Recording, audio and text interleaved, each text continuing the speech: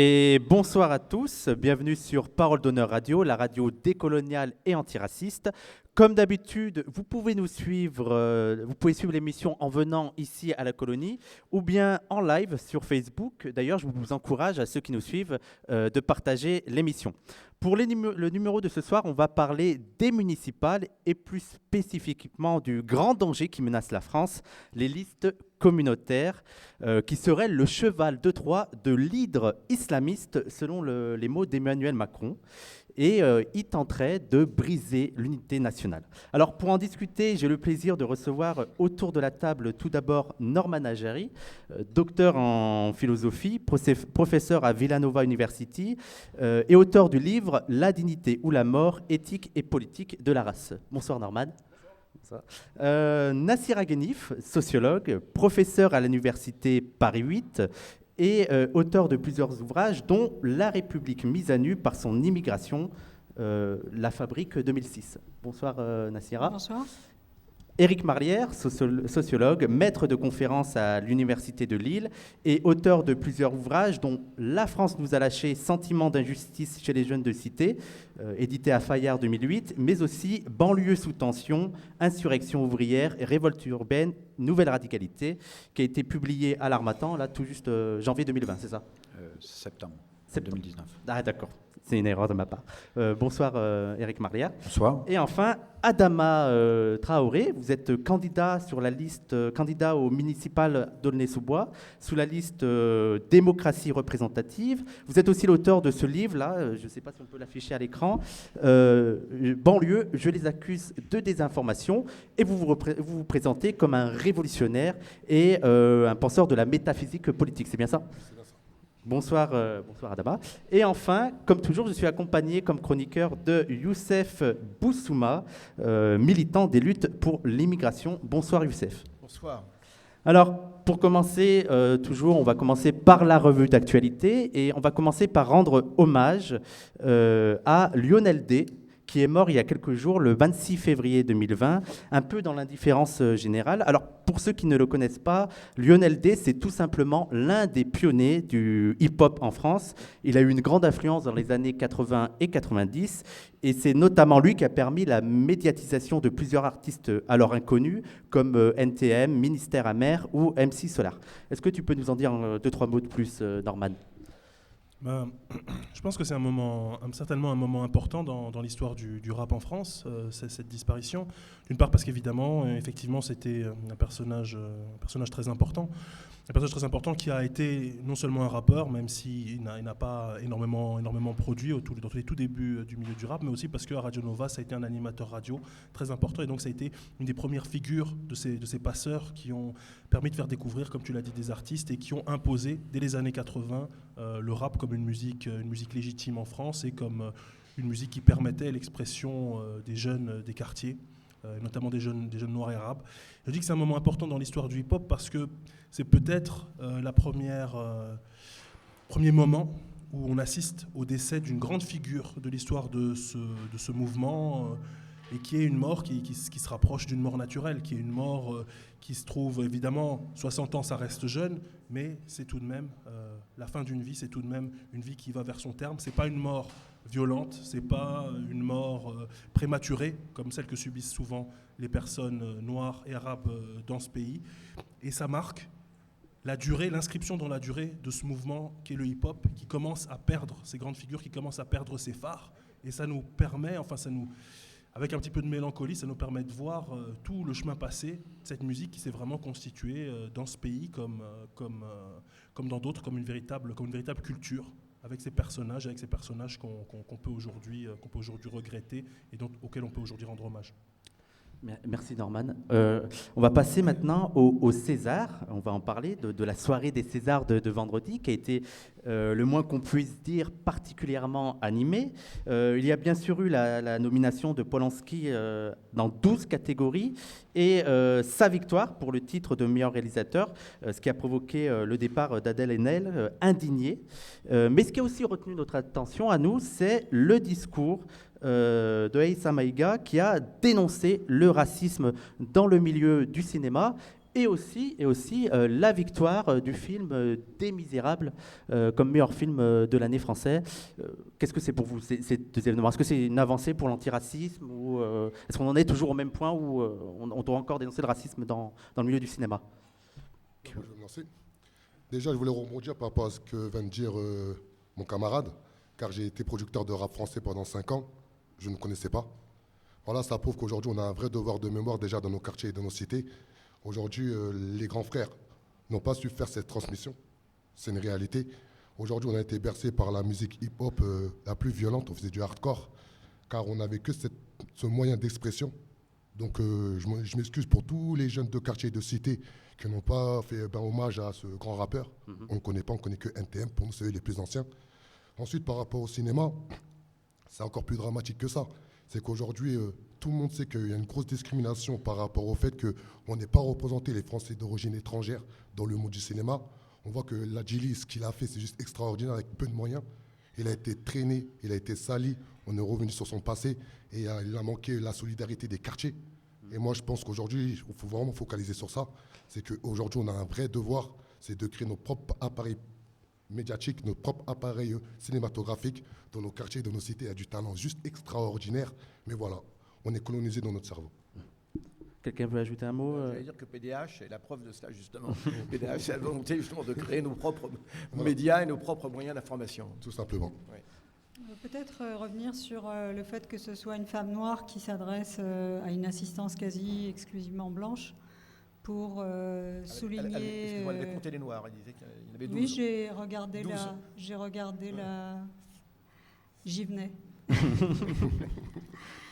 Donc, c'est une femme noire qui s'adresse dans la salle Pleyel. C'est quand même pas un lieu anodin, c'est dans les beaux quartiers. Elle s'adresse à une assistance quasiment exclusivement blanche et elle décompte les Noirs. Bon, on l'a peut-être oublié ici et là. D'ailleurs, à un moment donné, elle dit il n'y a pas que des Noirs, il y a aussi des Arabes, des Asiatiques.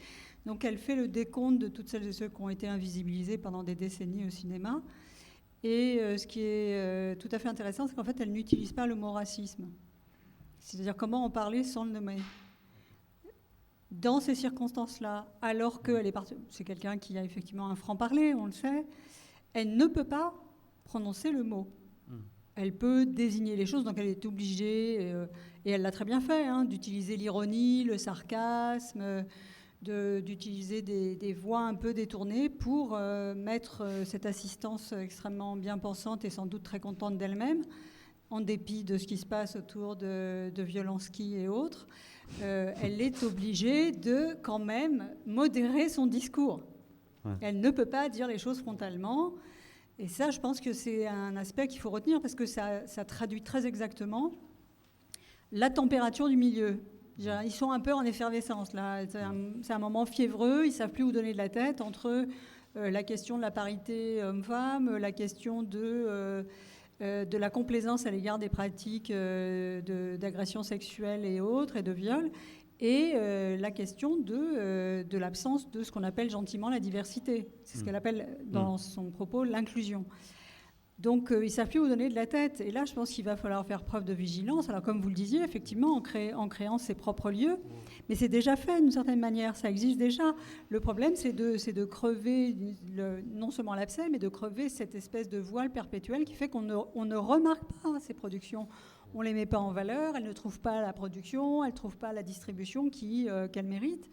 Donc, en fait, la prudence d'Aïssa Maïga, elle donne à comprendre qu'il y a encore beaucoup de chemin à faire, peut-être encore plus que sur les questions d'agression sexuelle et d'égalité homme-femme.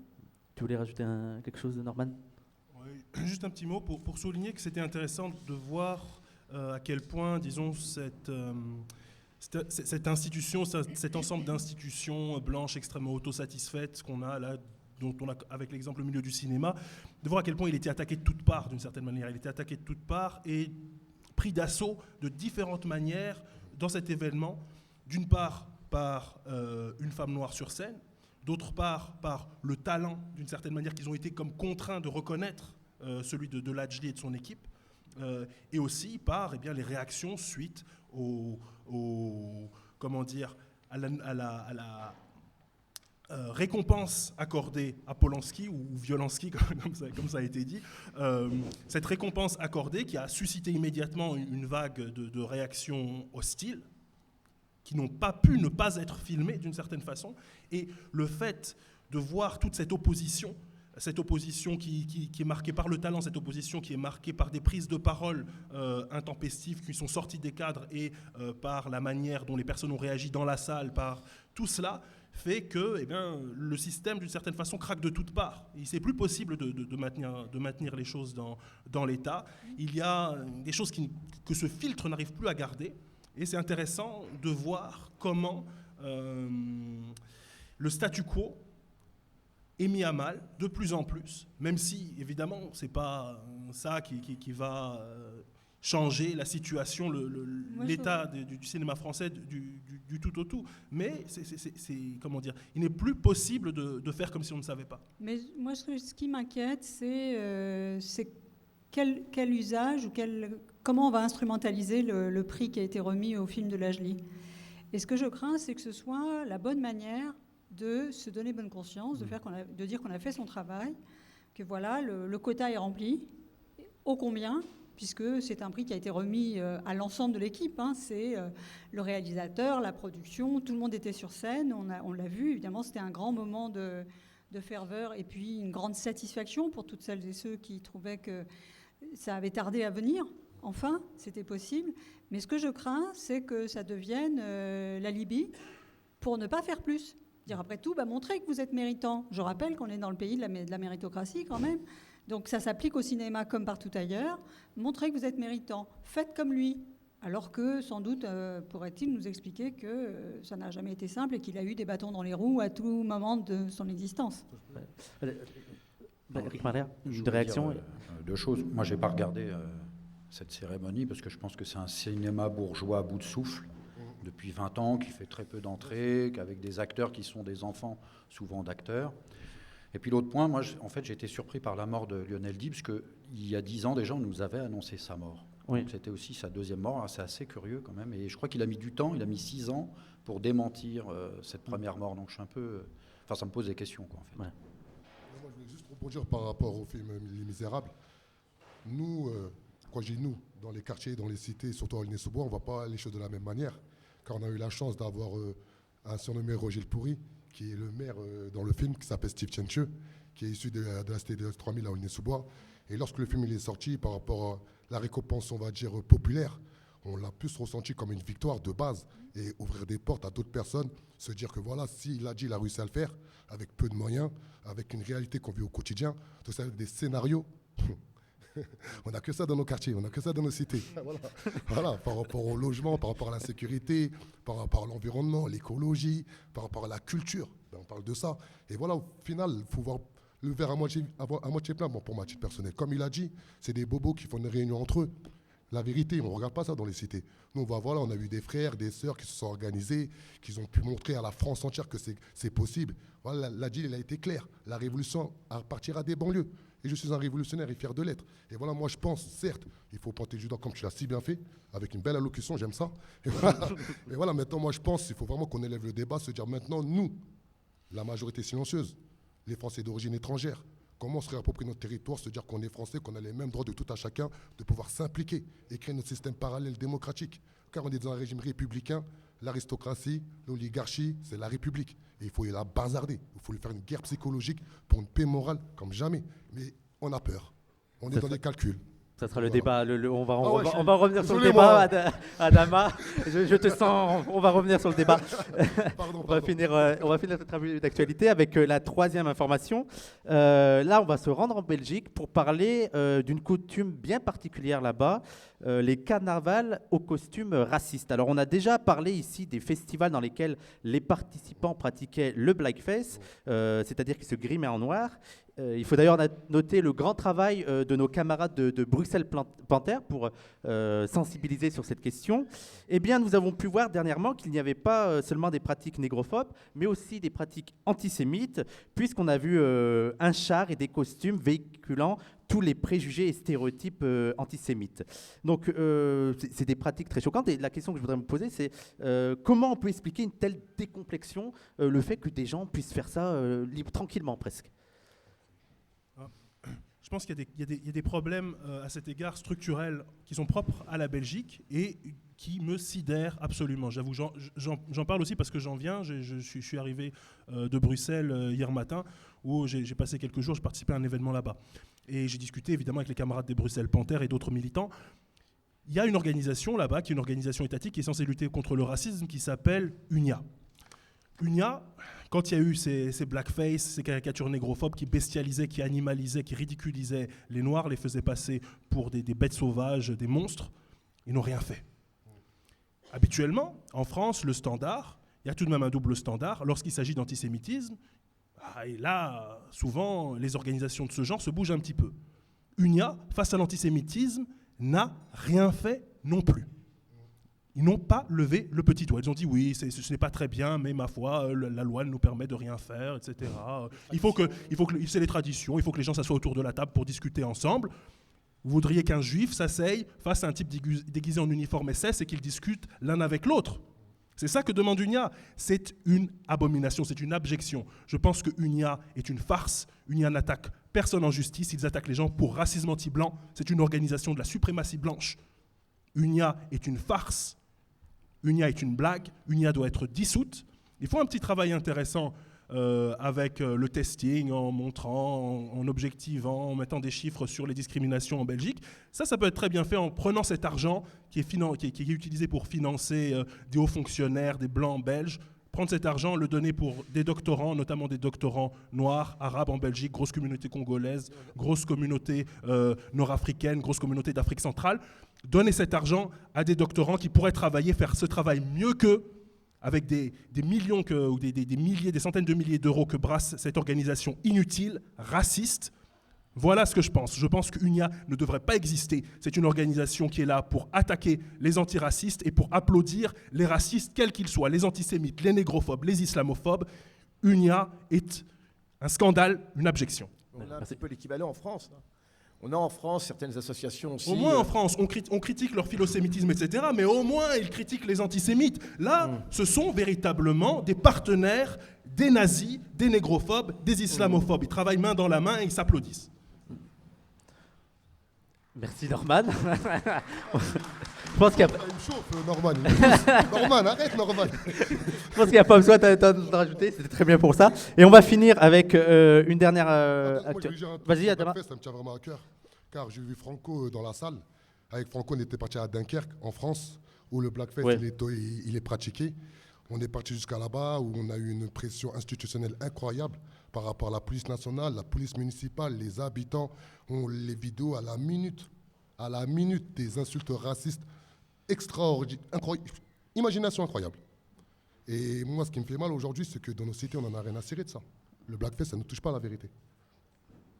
Pourquoi ? Voilà. Pourquoi ? Car on manque d'instruction populaire. Car on ne sait pas que le blackface a été créé au XVe siècle pour déshumaniser, comme il a dit, les Français, les personnes de couleur ébène. Car je n'aime pas la sémantique nord, pour moi, c'est une sémantique, c'est une insulte. C'est une réalité. Lorsque aujourd'hui on voit que des footballeurs se sont grimés, que ça n'a pas fait bouger les jeunes de quartier, les jeunes de cité, non. Car aujourd'hui, quand j'explique à Franco, on ne va pas dans les quartiers, on ne repart pas dans les cités, on refait de l'instruction populaire. D'où vous venez, c'est quoi vos origines, soyez fiers d'être africain. Ouais, sensibiliser sur ces questions. Et aujourd'hui, c'est ce qu'on manque. Et moi, je pense qu'aujourd'hui, le blackface, pour moi, c'est un signe raciste au même titre que le salut nazi. Point. Ouais. C'est-à-dire les personnes qui vont le pratiquer vont se donner des excuses. Il n'y a pas d'excuses. Demain, tu fais le salut nazi, mais avec un sourire, mais tu veux prôner l'amour. Tu as le salut nazi, c'est raciste, point. C'est puni par la loi de 72. On est en France. Dans un pays de droit, le droit est au-dessus de tout le monde. Mais aujourd'hui, malheureusement, en France, on est plus dans des postures que dans des objectifs. Aujourd'hui, les associations, comme il disait, de militants, les associations, ils ne font pas leur travail sur le terrain. Parlons cru, parlons clair, parlons simple. On a un vrai devoir déjà de se remettre en cause, d'avoir le temps de la réflexion, se dire qu'est-ce qu'on veut pour notre jeunesse. Car si nous, les mecs de quartier, les mecs de cité, on ne sait même pas d'où on vient, comment on peut lutter pour des causes justes ? Le blackface, c'est incroyable qu'il existe encore en France. Ouais. C'est incroyable qu'il existe encore dans le monde. Et ce que tu as dit, tu as tout à fait raison. Mais maintenant, on fait quoi ? Le constat, on le connaît tous. Et moi, je pense qu'aujourd'hui, des associations comme les vôtres, vous avez un devoir à un moment donné de venir dans nos quartiers. Ce genre de plateau, on doit les faire dans les cités. Il faut que les jeunes de quartier se réveillent. Il faut qu'on ait un espoir. Donc voilà le message par rapport au Blackface. Éric Marlière, vous voulez ajouter un point? Alors, information à vérifier, il me semble que dans la banlieue de l'Espagne, à une cinquantaine de kilomètres, il y a eu aussi un carnaval de ce type. C'est incroyable. Donc ça annonce un climat assez rugueux. Je pense qu'on peut, dans toute l'Europe, naviguer et trouver l'équivalent. Voilà. Mais est-ce que c'est pas non plus le moment de rappeler que l'antisémitisme européen n'a jamais disparu? Oui. Même s'il a été, à un moment donné, attribué de façon exclusive aux musulmans, Le nouvel aux Arabes. antisémitisme. Voilà.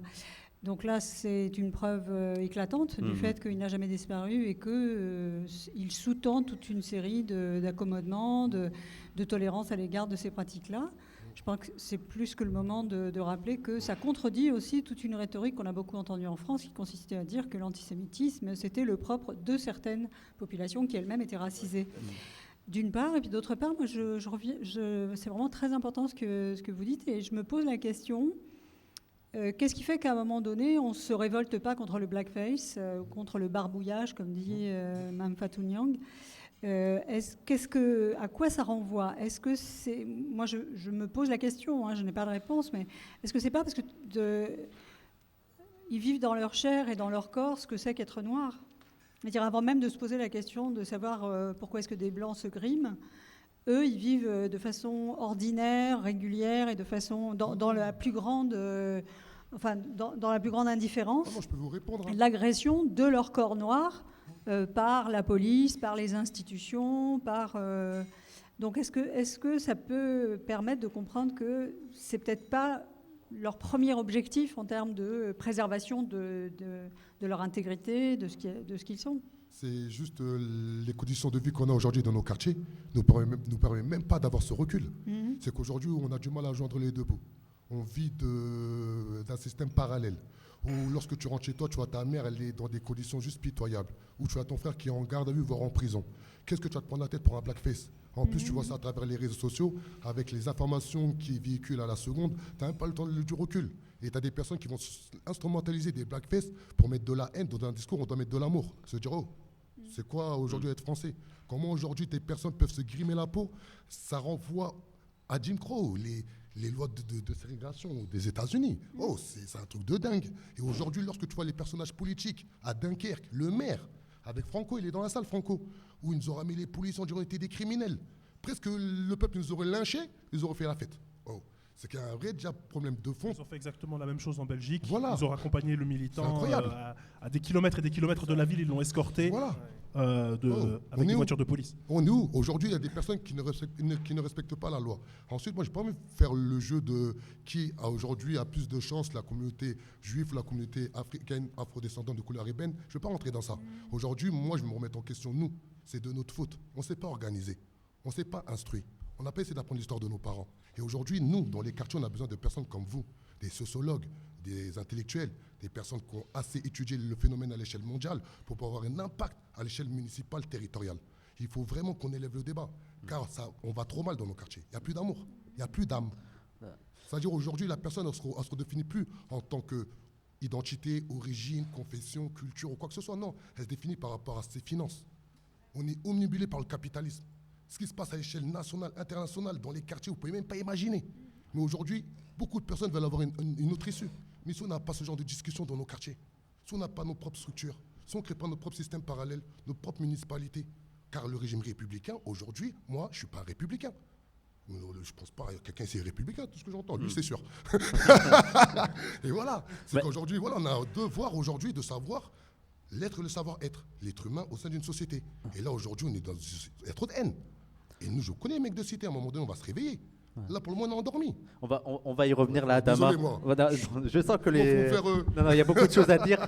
On va y revenir. On va finir cette rubrique. Non, mais tant mieux. Je balance. On va terminer avec deux sujets qui sont très inquiétants et qui concernent tous les deux l'islamophobie et qui témoignent d'une sorte de radicalisation extrême et mondiale de l'islamophobie. Il y a tout d'abord l'attentat en Allemagne et les pogroms en Inde. Alors, pour rappel, en ce qui concerne l'Allemagne, le mercredi 19 février, dans la ville d'Hanau, Tobias Radjen, un militant néo-nazi, s'est rendu dans 2 bars à chicha et a tiré au hasard, bilan 9 morts.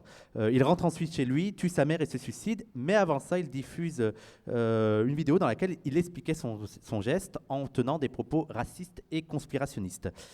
En ce qui concerne l'Inde, on en a déjà parlé à plusieurs reprises. Narendra Modi, aujourd'hui ministre de l'Inde, a construit tout un discours et toute une politique islamophobe jouant sur le suprémacisme hindou.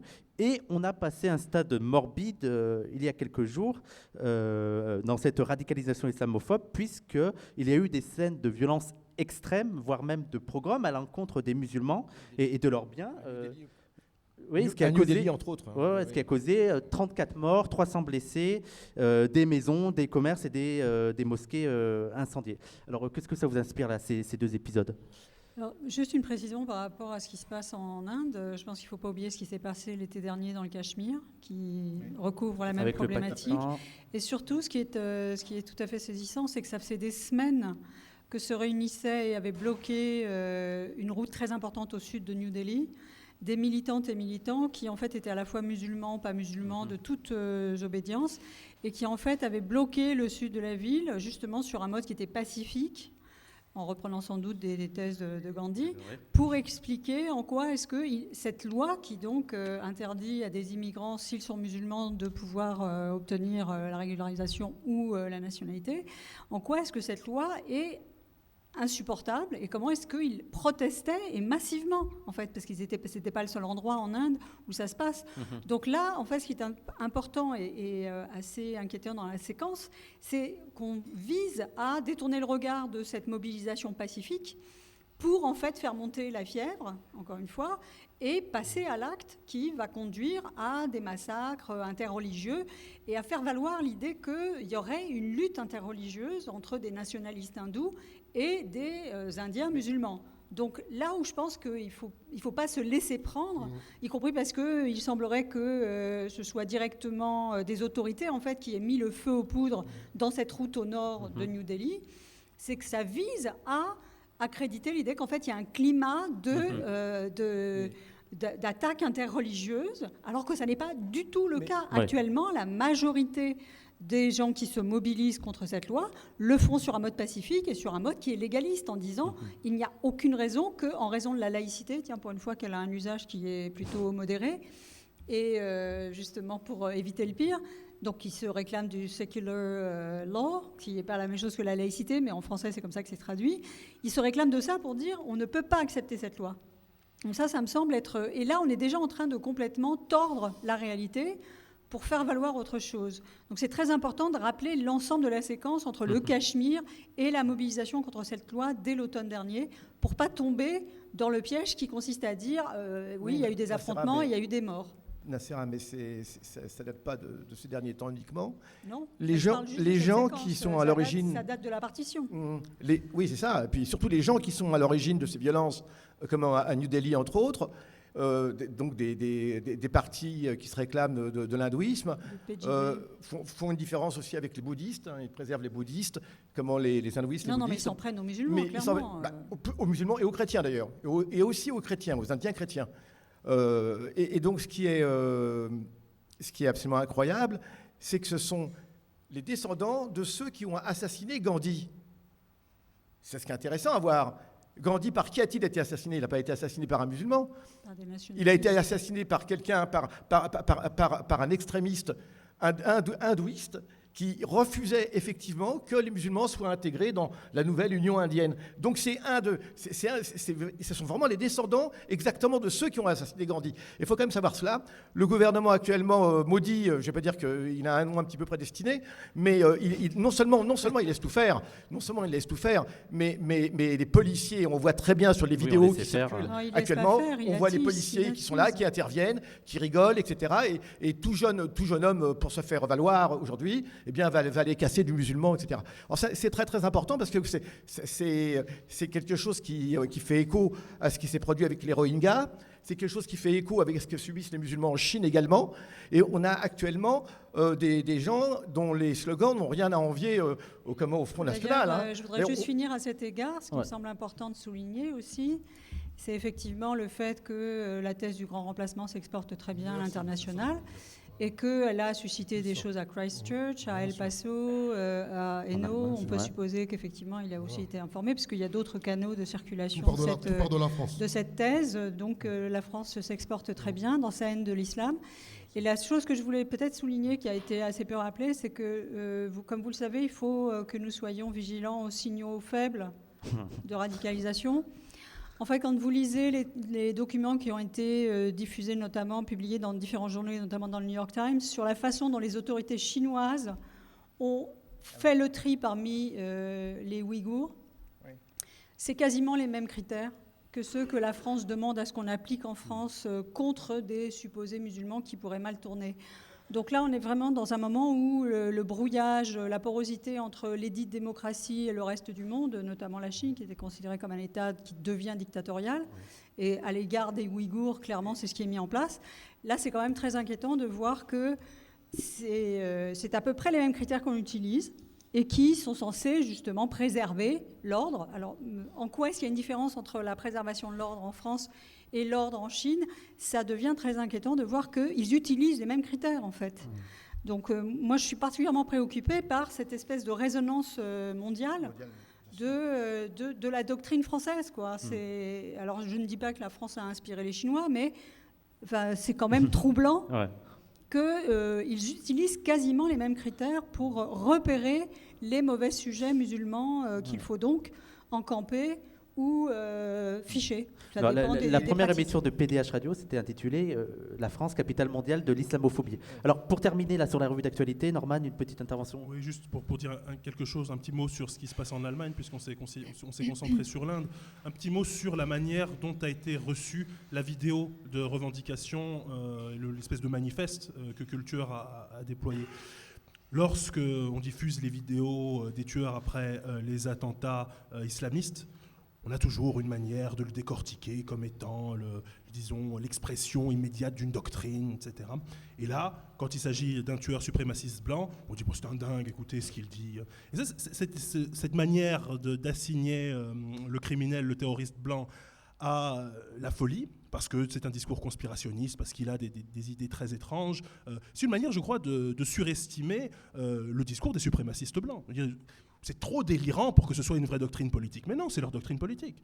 Je veux dire, cette idée selon laquelle les États-Unis auraient un pouvoir incroyable pour contrôler les gens à distance, pour les rendre malades avec des ondes, c'est vraiment ce qu'ils pensent. C'est vraiment cette théorie assez farfelue qui se déploie sur les forums Internet des suprémacistes blancs et de l'alt-right aux États-Unis. Donc c'est une doctrine. Elle peut nous paraître farfelue, elle peut nous paraître imbécile, mais c'est leur doctrine. Alors, très très court, Youssef, s'il te plaît. Précisons, il faut savoir qui est la personne qui a fait cet attentat. Il fait partie d'un parti qui s'appelle Alternative pour l'Allemagne, qui est un parti tout à fait légalisé, qui a une quarantaine de députés qui siègent. Il est parfaitement proche d'eux. Et en plus, eh bien, il avait reçu le soutien de démocrates du parti d'Angela, j'ai oublié son prénom, la grande et la chère Angela. Et donc, c'est un parti tout à fait légal.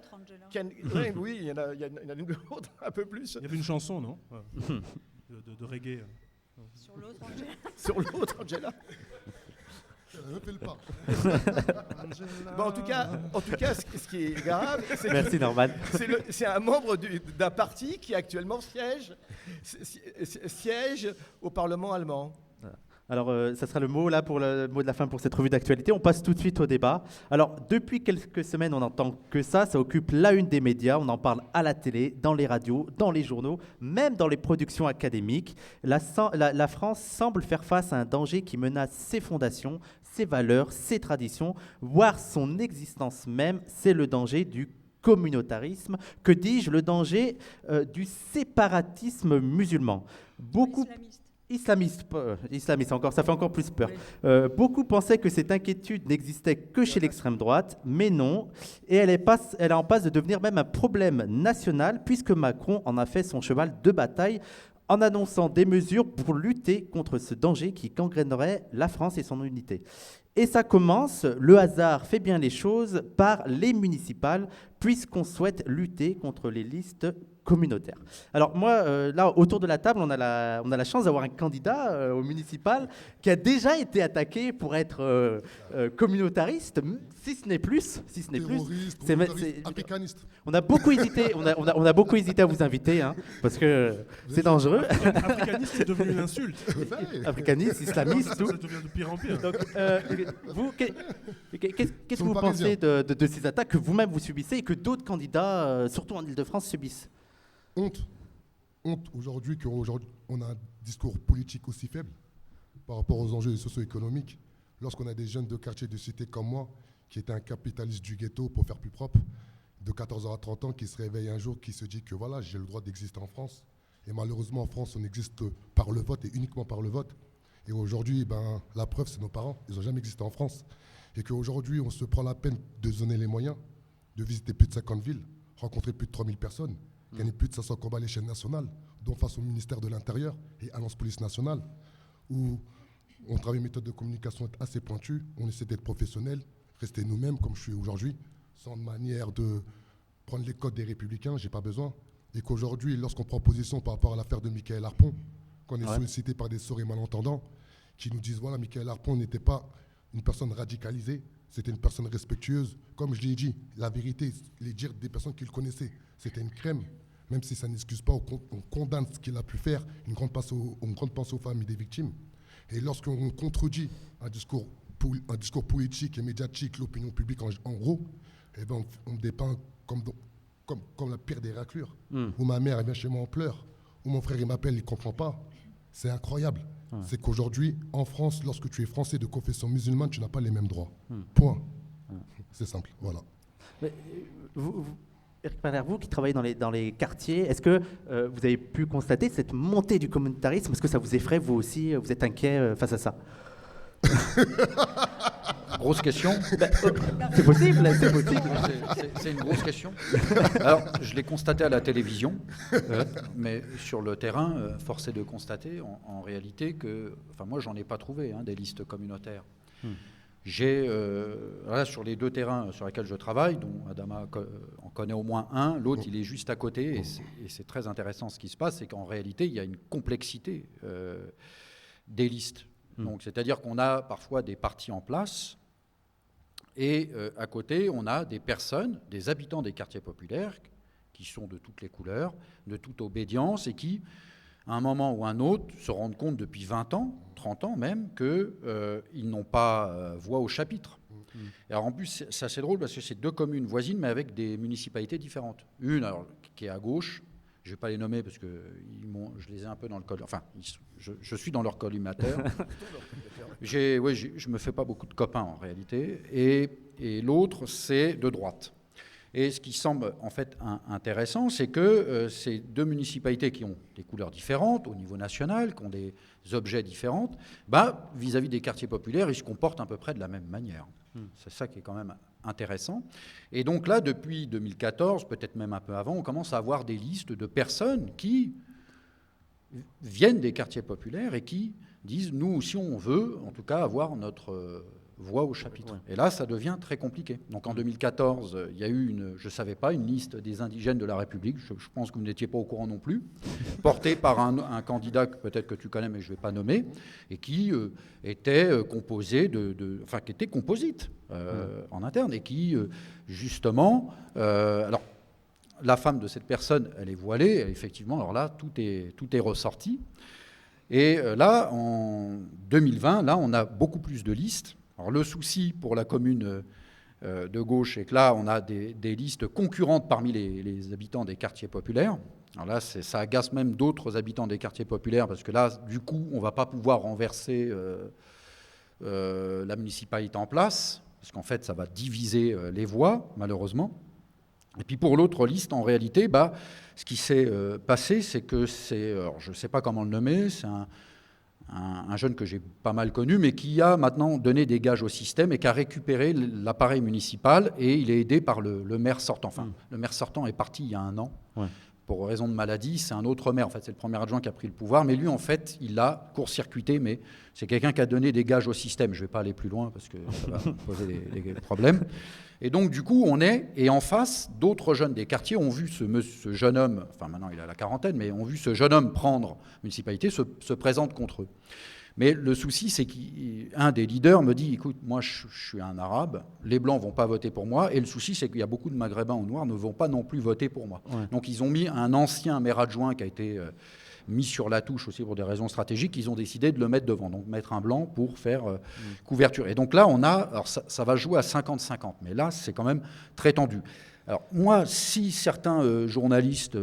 des médias importants voient des listes communautaires là-dedans, moi, en tout cas, ce que vous voulez dire, c'est qu'il n'y a rien d'homogène. Il y a des conflictualités, même entre les listes qu'on dit communautaires. Surtout, en fait, on pourrait dire que c'est, pour un républicain, au contraire, ça montre une bonne santé, entre guillemets, parce que je pense qu'il y a des enjeux sous-jacents, mais en réalité, il n'y a pas de liste communautaire avec des frères musulmans ou je ne sais quoi. C'est en réalité... Il y a des listes communautaires. Désolé, il y a des listes communautaires.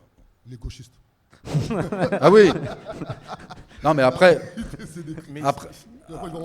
enfin moi c'est sur deux terrains de l'approche banlieue. Après il y a aussi des listes citoyennes, enfin moi que j'ai vues hétérogènes, mais de là à parler de listes communautaires, moi sur mon terrain j'en vois pas. Je me demande si en fait il faut emprunter le lexique du pouvoir, en fait. La question, c'était qu'est-ce qu'une liste communautaire ? En fait, ce qui est intéressant, c'est pourquoi ça surgit maintenant, alors que, enfin, il faut peut-être rappeler quand même que, bon, j'ai commencé à voter quand j'ai pu, au début des années 90, fin 80. Avant ça, il y avait déjà eu il y avait eu le passage de la gauche, par exemple, qui se prévalait d'être antiraciste, etc. Donc depuis les années 80, il n'y a quasiment jamais eu aucune personne qui parvenait à être éligible, qui est racisée, d'ascendance afro-descendante ou nord-africaine. Enfin, tous ces gens-là, en fait, n'ont jamais eu voix au chapitre. La question ils voudraient l'avoir aujourd'hui, mais enfin, depuis les années 80, c'est-à-dire depuis qu'ils sont citoyens français, ils n'ont jamais eu voix au chapitre. Donc au moment où ça serait possible enfin d'articuler quelque chose qui politiquement se démarque, ou même de ne pas être complètement dans des logiques de supplétifs en fait, c'est-à-dire de devoir se plier aux injonctions des partis pour pouvoir exister politiquement, c'est à ce moment-là qu'on sort le joker du communautarisme. Quelle bonne nouvelle, c'est vraiment heureusement qu'on a cette ressource qu'on peut utiliser tant et plus. Et en fait c'est là où ça devient intéressant, c'est-à-dire au moment où on ne peut plus endiguer la conscience politique, la montée en puissance de ces candidats, le fait que, effectivement, en plus, ils se déploient sur un échiquier peut-être beaucoup plus large qu'on ne voudrait le dire, et qu'ils ne sont peut-être pas d'accord entre eux surtout, mais entre elles. C'est à ce moment-là qu'on brandit la menace du communautarisme. Donc, moi, il me semble qu'il y a quand même un aspect... C'est la temporalité et c'est l'opportunisme avec lequel on mobilise ça, c'est-à-dire précisément au moment où... cette idée que certains intérêts ne sont pas représentés, cette idée qu'il pourrait y avoir des listes qui soient d'ailleurs pas homogènes d'un point de vue de l'origine, mais justement qui engloberaient différentes sensibilités.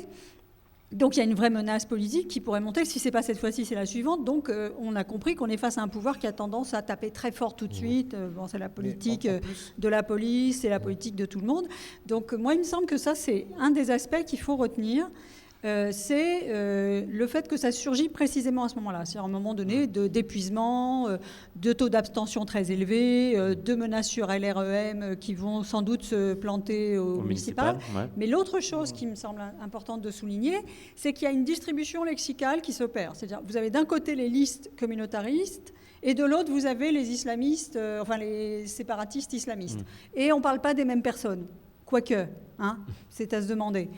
Mais donc en fait le terme un peu usé de communautariste serait réservé en fait à la menace politique, et le terme qui vient de sortir du chapeau grâce à ces chercheurs qui sont particulièrement judicieux des séparatistes islamistes s'appliquerait exclusivement au champ qui est celui de, justement, de la menace, de la cohésion nationale. Donc, ça s'emboîte, hein, ça se répond, ça s'emboîte, ça s'intensifie mutuellement. C'est-à-dire que, de toute façon, il y a toujours moyen d'être casé quelque part. Si vous n'êtes pas tenté par le communautarisme des listes municipales, vous êtes sans doute quelqu'un qui est un bon client pour le séparatisme islamiste. Donc, au jeu de ping-pong, finalement, vous allez forcément, à un moment donné, vous trouver piégé d'un côté ou de l'autre. Hein, donc, en enrichissant le lexique, c'est précisément le moment où on peut taper fort dans tous les domaines, alors même qu'il y a une conscience politique qui monte, qui est une conscience qui se veut justement à l'égard des appareils, des partis, à l'écart, des appareils des partis. Donc là, il faut vraiment frapper fort. Ce qui est à remarquer, c'est que ce n'est pas la première fois, évidemment.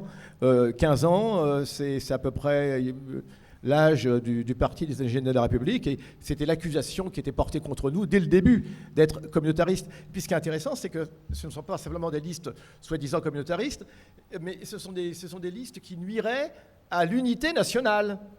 D'abord, on commence par apprendre qu'il existe une unité nationale, enchanté, et puis d'autre part, comment, cette espèce d'unité nationale factice. Oui, parce qu'effectivement, ça répond à des tas d'aspects. Il n'existe pas une unité nationale en tant que telle. Par contre, il y a des gens qui voudraient la réaliser. Ils ne l'ont pas encore réalisée. Ils la réaliseront lorsqu'ils feront comme en Inde. Ils pourront exclure 150 000 personnes de la citoyenneté. Bon, alors... L'Inde, pour eux, était évidemment un bel exemple. Mais ce que je veux dire, c'est que ces listes sont jugées non seulement communautaristes, mais en plus dangereuses. Donc on est vraiment en train d'ériger une menace et chaque personne qui voit ça à la télévision, se sent le devoir de participer à cette croisade contre ceux qui nuisent à cette belle unité. Norman ? Je voulais rebondir sur ce que disait Nassira sur le pont entre le communautarisme et le séparatisme. Dans le discours de Macron à Mulhouse, c'était assez évident le pont qu'il faisait de la manière dont il décrivait la façon dont il est censé lutter contre le séparatisme. Il parlait il se vantait, il se gargarisait même des différentes fermetures administratives qu'il avait fait faire. Donc il a fait des fermetures administratives de lieux de culte, pourquoi pas. Des fermetures administratives de magasins illégaux, on se demande pourquoi. Des fermetures administratives de débits de boissons, c'est comme ça qu'on lutte contre le séparatisme islamiste. Est-ce qu'on s'attend à voir les salaves dans les rues de Mulhouse qui vont s'arsouiller à la Cronenbourg ou à la Tigre-Boc? Enfin, qu'est-ce que ça veut dire? Ça veut véritablement dire que c'est simplement cette lutte contre le séparatisme. Le séparatisme islamiste, c'est simplement une nouvelle manière de rebrand, de donner un petit peu de lustre à simplement le pouvoir des préfets aux fermetures administratives absolument aléatoires et arbitraires qu'ils peuvent faire. C'est simplement une façon de les légitimer et de rappeler le puissance, le muscle de l'État dans les quartiers, de dire qu'ils peuvent faire à peu près ce qu'ils veulent. En ce qui concerne les débits de poissons, je pense que tu ne te doutes pas des écrits académiques sur ce sujet, des bêtises qu'on peut entendre, parce qu'il y a vraiment des théories là-dessus où le salafisme se fait dans les bars, dans les débits de boissons, vraiment. Donc c'est c'est pas quelque chose de totalement absurde pour certains. Pour avoir passé, pour avoir passé des dizaines, à peu près une dizaine d'années à Toulouse entre la Rennerie et Bagatelle, j'ai pu chercher dans les bistrots musulmans là-bas. Souvent, je demandais une petite Heineken, une petite Desperados, un petit whisky, voilà, un petit label 5. Les gens me regardaient bizarrement et j'ai jamais réussi à en commander une. Donc s'il y a une manière d'obtenir ces substances dans les cafés morts, et qu'on m'explique le code secret. Le code secret. Par contre, il faut éviter la corona. Oui. Mais ça, c'est parce que tu n'es pas un spécialiste de l'islam du monde académique. Adama, tu voulais ajouter quelque chose? Par rapport à ce qu'il disait, par rapport Vous avez picolé avant, c'est pour ça. J'ai une hypothèse là. Par rapport aux listes communautaristes, et liste communautariste, ce qui est triste, la désinformation politique et médiatique, elle a tellement d'impact dans nos quartiers que les premières personnes qui nous pointent du doigt, c'est nos semblables en général. C'est triste. C'est-à-dire, moi, aujourd'hui, j'ai eu les pires conneries dites par des personnes qui me connaissent. Adama, il a l'accent banlieusard. Adama, c'est un ancien comme si. Adama, il est trop noir. Ouais, nous-mêmes, on a intégré... Voilà. C'est une réalité. Et aujourd'hui, lorsque je vois qu'on a lutté pendant 3 ans, où on a bataillé afin d'être crédible et légitime au sein de la ville d'Aulnay-sous-Bois, 83 000 habitants, 180 millions de budget annuel, plus de 2500 entreprises, ville verte, A1, A3, A104 qui la desservent. En gros, c'est la 50e ville de France. Et lorsqu'on a battu face au maire de la ville d'Aulnay-sous-Bois, qu'on a gagné 3 jugements devant les tribunaux, J'en ai perdu mon travail. Ils m'ont ramené chez moi des policiers cagoulés armés. Ils ont braqué ma femme et mes enfants. En gros, une vraie guerre. Une vraie guerre. Et lorsqu'on arrive 3 ans plus tard, on monte une liste de 55 personnes. Et dans les 55 personnes, il y a 5 personnes qui ne sont même pas inscrites sur les listes électorales par rapport au fait qu'ils ne croient plus en cet appareil politique républicaine, mais qui se disent que le projet qu'on porte depuis 3 ans, il mérite d'être vécu. Et qu'aujourd'hui, on me pointe du doigt, car aujourd'hui, je suis quand même pointé du doigt pour apologie du terrorisme, par une désinformation politique et médiatique où j'explique dans le livre. C'est pour ça que je mets la photo quand j'ai fait mon pèlerinage. Oui, tu le caches pas et tu l'assumes, tu affiches. En France, la loi de 1905, la laïcité, elle existe. Mais heureusement. C'est quoi être français? C'est pas une couleur, c'est des valeurs. Être français, c'est pas une religion, c'est des valeurs. Être français, c'est savoir que lorsque nos aïeux, ils ont lutté afin de vivre dignement, ils ont toujours été instrumentalisés par les élites. Et c'est une réalité. Et que lorsque nous, on veut sortir de cet appareil qui nous étouffe dans nos quartiers, afin de se dire qu'on n'a pas que le choix de vendre de la drogue, on n'a pas que le choix d'être des braqueurs, des coups d'assurance. C'est notre réalité, tout ça. Moi, je connais plus des personnes qui ont pratiqué ce genre de méfaits que des personnes qui ont réussi dans les grandes études. Parlons cru, parlons clair, parlons simple. Et aujourd'hui, on nous a fait croire qu'on n'avait que ce choix-là. Et bien nous, on veut faire montrer à la majorité silencieuse qu'on va être la fierté de nos parents, on va assurer l'avenir de nos enfants, on va vivre avec un maximum de dignité. Et aujourd'hui, moi, lorsque eux parlent de communautarisme, mais qu'ils aillent loin. Car moi, aujourd'hui, le respect, je ne vous le demande plus. Moi, je veux mon droit à la dignité. Il y a eu de la censure. Il y a eu de la censure. Non, mais c'est important. Pourquoi? Parce que nous, on exige notre droit à la dignité. Mais pour ça, aujourd'hui, en France, il faut qu'on décolonise nos cerveaux. Le vrai problème du communautarisme, c'est nous-mêmes, on y croit. À un moment donné, il faut dire les choses comme elles sont, car c'est bien beau de toujours pointer du doigt les personnes qui nous oppressent. Mais les gens, pour nous oppresser, se servent des nègres de maison et de la bourgeoisie dans nos quartiers. À un moment donné, il faut dire les choses comme elles sont. Et tant qu'on ne pointe pas le vrai problème du doigt, on ne va jamais s'en sortir. Éric Marlière? Oui, en fait, par rapport à ce que disait Nassira, effectivement, aujourd'hui, il y a des possibilités qu'il n'y avait pas forcément avant. Et moi, sur mes terrains, j'ai interrogé des personnes qui ont été militantes, surtout à gauche, dans les années 80, qui approchent la soixantaine. Et dans les années 90, certaines ont essayé de s'émanciper. Et ça a été très, très violent. Voilà, c'est-à-dire que, par exemple, une personne me dit, à un moment donné, on m'a menacé de m'envoyer les renseignements généraux parce que dans mon association, alors que certains élus importants tapaient aussi dans la caisse pour aller vite, et ben du coup, on va te balancer, et alors que tu as ton petit poste de fonctionnaire, tu n'es pas bien avec nous, réfléchis. Ou alors, parfois, ça peut être de manière plus violente. Quelqu'un qui était bien sous tout rapport, il a retrouvé 20 kilos de cannabis dans sa voiture. Donc, il a déménagé illico presto. Ça, c'est les années 90. Et ça, il faut savoir. Enfin, moi, quand j'ai fait mon bouquin « La France nous a lâchés », c'est que aussi, beaucoup d'habitants des quartiers populaires, notamment celles et ceux issus de l'immigration, jusqu'à combien de générations, je ne sais pas, il y a un sentiment d'insécurité, on a peur. C'est-à-dire qu'on n'est pas traité de la même manière. On peut vous faire comprendre, tu vas finir dans le canal. Quand tout à l'heure, M. Ajari parlait de mort violente, il y a eu des menaces.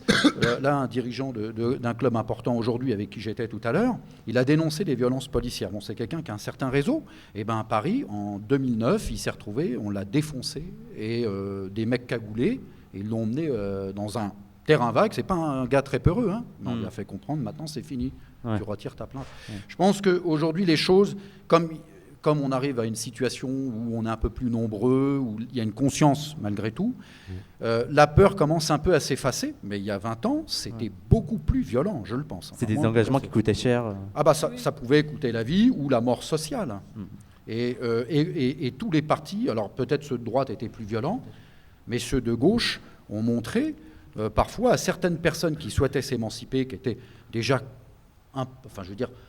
performantes intellectuellement, on les a plus ou moins menacées. Et même certains ont même changé de camp et pour leur survie, tout simplement. Et puis nous, les plus jeunes à l'époque, on voyait les choses arriver de loin, et il y avait aussi le barrage, l'endiguement des quartiers. C'est une réalité. Et je pense qu'à l'époque, c'était visible, on le sentait de toute façon, où sont tes limites, voilà ce que tu peux faire, ce que tu es autorisé, et surtout ce qu'on ne t'autorise pas à faire. Et ça, je pense que c'est très important, et ça fait partie de la mémoire aussi des quartiers. Et je trouve qu'aujourd'hui, alors c'est pas rose, mais là, je peux voir quand même. Alors, il y a une évolution. J'ai fait une factuelle dans un petit papier pour The Conversation. Bon, les choses, pour moi, elles sont plus dynamiques qu'elles ne l'étaient il y a 20 ans, parce que, et il faut savoir que même ces personnes qui ont subi ces violences aujourd'hui ont du mal à accompagner ceux qui sont arrivés dans les années 2000, la nouvelle génération, parce qu'ils ont intériorisé cette peur Ouais. Et il y en a un même, il est dans tous les camps, il ne sait plus où il est. Incroyable. Mais c'est vrai, et c'est une réalité. Parce que, non, mais je veux dire, c'est une souffrance. C'est des Ouais. gens qui sont plus âgés que moi, que j'ai vus, et que mentalement, ils ont dépéri. Parce qu'il y a une vraie violence. Je crois que c'est très important de rappeler ça, c'est que il y a une génération qui a essuyé les plâtres de ce point de vue-là, et en fait, quand on remonte aux années 80, l'injonction c'était, ok, on veut bien que vous existiez, donc les lendemains de 1983, la marche pour l'égalité contre le racisme, c'était de dire, vous allez faire la sous-traitance en fait des quartiers. Et vous allez assumer toutes les basses besognes pour que tout ça, ça reste entre soi et que ça ne fasse pas de bruit. Et vous aurez quelques prébendes, quelques petites compensations. Et c'était essentiellement dans le milieu associatif que ça se passait. Donc en fait, la logique de dépendance, elle n'a jamais été rompue, puisqu'en fait, ça dépendait des subventions. Donc la dépendance financière a été le seul espace dans lequel quelque chose pouvait se passer. Qu'à un moment donné, il y en ait qui aient voulu s'émanciper politiquement et dire « mais nous avons une parole à faire valoir politiquement », y compris au sein des partis qui existaient à l'époque, dont on pouvait encore penser qu'ils étaient à gauche, mais bon, après, ça c'est la grande désillusion du passage du siècle.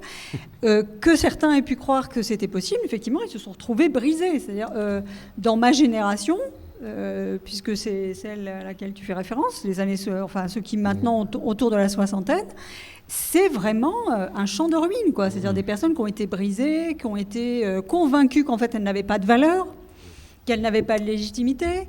Donc comment on fait une transmission politique lorsqu'on considère que de toute façon ce qu'on a dit ou ce qu'on a pu faire, qu'on n'est pas d'ailleurs forcément fier de ce qu'on a pu faire, parce qu'il a fallu transiger, parce qu'il a fallu, y compris à un moment donné, sauver sa peau, littéralement. Donc moi, il me semble que sur cette question-là, ce qui change radicalement, c'est le fait que ce soit des sans-peur aujourd'hui qui se retrouvent face aux organisations politiques. C'est-à-dire des personnes qui disent « mais moi, j'en ai rien à faire de vos intrigues. J'ai bien l'intention d'y aller. » Ça, c'est un changement radical de discours, de paradigme. Et donc, là-dessus, je pense que j'avais un autre truc à dire, mais du coup, c'est mieux que... Il va rebondir, ça va faire un peu... Là, je pense que le visage que vous montrez... il n'a rien à voir avec celui que... ça ne veut pas dire qu'à l'époque, ils n'étaient pas combatifs. Ça veut dire qu'il y a eu une croyance, il y a eu une confiance, il y a eu des gens qui ont cru que c'était possible et qui ont été, mais littéralement, laminés pendant 2, 3, 4 décennies. Alors, je veux juste un truc qui rejoint ça. Est-ce que l'une de ces évolutions, c'est pas aussi le fait que vous vous engagez de plus en plus de façon autonome et sans rejoindre les partis? Non, mais elle a tellement dit la vérité, j'ai envie de l'appeler camarade aujourd'hui. Non, pourquoi? Car elle a tout à fait raison. Nos grands frères et nos grandes sœurs, quand ils sont rentrés en politique, ils avaient une vraie volonté de vouloir faire bouger les choses. Ils ont été instrumentalisés, et ça les a tués, ça les a cassés. Lorsque nous, on les approche pour leur dire « viens sur notre liste, viens te battre avec nous », ils disent « ça, moi, Dama, j'ai donné ».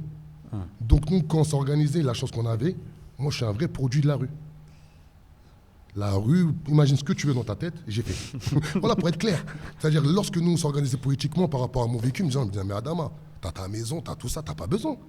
Chercher les problèmes. J'étais au pèlerinage, je suis revenu en France, j'ai dit « attends, je suis un Français ». Je regarde la télévision française, je vois Éric Zemmour, il dit qu'un musulman n'est pas compatible avec la République française. Et j'étais chez moi, mon paftard, 3 étages, taxe foncière, taxe d'habitation. Franchement. Vrai français ou pas? Yo, il y a un problème. Et la vérité, ça m'a fait un truc. Je suis rentré dans ma grande chambre, je regardais les vidéos, j'ai dit non, j'ai 3 filles, demain ma fille elle va mettre le foulard, elle va se faire violer. Et je regardais dans les vidéos, ils nous comparaient avec les juifs de 45. Je ne connaissais même pas l'histoire à cette époque, c'était en 2017. J'ai dit attends, c'est quoi cette histoire? J'ai dit non, il faut qu'on s'organise. Donc j'ai fait quoi? Comme tu as dit, je suis allé voir tous les anciens de ma cité. Je suis allé les voir, un mec de test. J'ai dit ouais, les gars, je veux m'organiser politiquement, on ne peut plus rester comme ça, il faut qu'on s'organise. L'autre, il parle sur l'autre. L'autre, il parle sur l'autre. L'autre, je suis le meilleur. L'autre, il est mauvais. C'est quoi ce truc de dingue? Et nous, dans la rue, ce qui est bien, les vrais ghetto youth, on a des codes. On ne parle pas sur les gens. Quelqu'un qui parle sur quelqu'un, il peut parler sur toi. Donc j'ai fait le tri. J'ai dit, tu sais quoi, Omar, viens, on lance la révolution, est en marche. Les premières personnes qui nous ont pointé du doigt, c'est qui? C'est les anciens. La révolution, ça a fait peur, vous êtes des Renois, vous êtes des rebeux. Je fais la révolution. Voilà, merci. Ça fait toujours triplement peur, là. Voilà. Et de là, nous, quand on dit révolution, on parlait de révolution philosophique. Car la révolution philosophique amène automatiquement à la paix. C'est philosophique, après je suis dans mes trucs. Attends, juste pour finir, parce que là, c'est très important par rapport à ce qu'elle disait. Donc nous, on a fait quoi? Pourquoi je déteste plus la gauche que la droite? Donc nous, dans notre projet, vu que mon papa il m'a dit je suis de gauche, Quand il allait à la mosquée, il revenait de la mosquée, l'imam lui dit il faut aller voter pour tel mec de gauche. Donc voilà, parlons cru. Donc nous, on est né de gauche dans les cités. Donc c'est-à-dire, nous, quand on a fait notre communication, logique, on est parti dans les quartiers sud, vu que nous, c'est encore l'apartheid, il y a les quartiers sud, les quartiers nord, les sauvageons, les barbares et les civilisés, bref. On va voir les civilisés. On dit voilà, on discute, on entend la main, je connais très bien Yacine Bellatar. Donc je fais quoi? Je la ramène au spectacle de Yacine Bellatar, oui, ça, c'est mon frère. Je la ramène au spectacle de Yacine Bellatar. Voilà, je leur fais comprendre, bismillah, quoi. On discute. Ils ont entendu la petite bête, alors, ils m'ont fait passer pour un homophobe, un islamiste. Et ils m'ont décrit. Je pense que t'as tout eu, toi. Ouais, salade tomate oignon. Non, mais surtout, à la rigueur, à l'échelle nationale. Voilà, à l'échelle nationale, à la rigueur, c'est rien. Mais lorsque des personnes que tu as tendu la main, tu as allé les voir, tu leur fais monter ta crédibilité, ta légitimité, ton professionnalisme, où tu veux élever le débat politique, où tu leur fais comprendre si demain, on veut dégager le maire actuel, même si on veut déjà apporter quelque chose de nouveau aux citoyens de la ville d'Aulnay-sous-Bois, on est obligé d'être main dans la main. Et au final, ils nous ont regardé de haut. Et c'est ça le vrai problème aujourd'hui qu'on a par rapport aux anciens. Ils se sont fait avoir par les gauchistes. La gauche, elle les a tués. Cette politique de grands frères de merde, ça les a assassinés. Et aujourd'hui, lorsque ils ont voulu faire l'union de la gauche, car on est là pour les municipales, on a participé à 5 réunions. C'était n'importe quoi. Tu as les communistes qui ne sont pas d'accord avec le PS ne sont pas d'accord avec les... Pour toi, c'est forcément de gauche, parce que la droite fait exactement pareil. Hein. Non, mais la gauche... Je prends Argenteuil, par exemple, où c'est une liste de droite qui a récupéré des militants, y compris les militants, y compris même des filles qui portaient le hijab. Hein. Ça veut rien dire, ça. Et une droite extrêmement dure. Une droite extrêmement dure. Donc je crois que à ce niveau, tous les partis, droite, gauche... La gauche, la pire. Pourquoi la gauche? Oui, pourquoi bien sûr. Est-ce que c'est sur la gauche et la droite? C'est lesquels ne faisons pas de différence entre les deux, parce que vraiment... Moi, je vais dire pourquoi la différence entre les deux. Au moins la droite, les LR. Au moins même le Rassemblement national. Car la vraie extrême droite, elle n'existe pas. Par rapport à ce qu'il raconte, je vois qu'on est l'histoire. C'est que l'extrême droite en France, non, aujourd'hui, c'est du pipicha. Mais toutes ces personnes-là, au moins, ils sont clairs. Ils ne t'aiment pas. Ils disent, on t'aime pas. Ils disent, quand on t'utilise pour avoir tes frères et tes sœurs. Point barre. Mais la gauche, eux, ils font semblant. Ils font leurs réunions. Tu parles, je suis touché. Ce que tu dis, Adama, t'as raison. Mais quand tu leur dis, mais t'en viens, on va sur le terrain ensemble. Viens, on va lutter ensemble. Non, t'es un peu trop noir. Parce que le noir, pour moi, c'est une insulte. Pour moi, ça veut dire esclave. Donc, t'es un peu trop noir. Donc, t'es un peu trop musulman. Tu dis salam alaikum. Tu dis, et des détails. Tu dis, mais les enjeux actuels en 2020 sont trop importants pour me faire mal à la tête existant depuis. Quels sont ces enjeux? Et dans le principal des enjeux, c'est l'autonomie. C'est l'autonomie et c'est à cela que... Non, c'est l'union. Pour moi, oui, mais l'union. L'union doit se faire sur un certain nombre de critères. Oui. Et ça veut dire, d'une la part... tolérance, le respect, élever le débat politique. Tolérance, respect et autonomie financière. Parce que sans autonomie financière, il n'y a absolument rien de possible. Oui, je suis et d'ailleurs, actuellement, on voit un certain nombre de listes qui se créent à droite et à gauche. Et malheureusement, il y en a très peu, alors je ne parle pas pour toi, mais il y en a très peu qui sont capables d'aller au municipal en toute autonomie, sans se faire récupérer par des partis de gauche, etc. Ça, c'est un vrai problème. Mon ami, parce qu'ils ne luttent pas sur le terrain. Nous, d'entrée de jeu, quand on a commencé la campagne, on a commencé en 2017. On s'est dit que vu qu'on n'a pas d'argent, le fait qu'on va lutter sur le terrain, on n'aura pas besoin de sortir d'argent. Aujourd'hui, on a un même pied d'égalité que la majorité sortante, on n'a sorti que 5 000 €. À un moment donné, il faut qu'on arrête d'utiliser les mêmes clés du système pour combattre un système.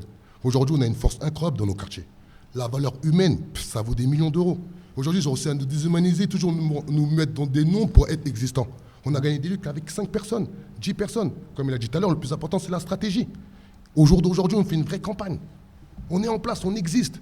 Nous, on s'en fout de gagner. Nous, on veut exister. On veut être entendu. On veut être respecté. Et on rend leur... Voilà, tout simplement. Il n'y a pas besoin de... Comme moi, je dis aux gens, moi, je m'en fous d'avoir le pouvoir, car n'importe quelle personne qui a le pouvoir, le jour qu'il a le pouvoir, il t'oublie. Nous, on veut l'autorité légitime du peuple. C'est quoi voter pour une personne? C'est quoi le rôle d'un élu? C'est quoi la chose politique? C'est quoi le rôle d'une municipalité au sein d'une ville? Comment aujourd'hui tu veux que tu peux tirer une personne à aller voter si la personne n'a même pas l'instruction pour comprendre l'impact de l'appareil politique dans sa vie au quotidien, dans le logement, la sécurité, les structures jeunesse, nos parents. Nos parents ne sont même pas inclus dans les projets seniors dans les villes car ils ne votent même pas. C'est incroyable. Et il faut vraiment qu'on se réveille. Et la gauche et la droite, je la crache dessus. Je ne peux pas être plus clair. Quand je vois on peut se lâcher, il y a mon pote à côté de moi, la vérité, ils nous ont fait trop de mal. Merci. Et la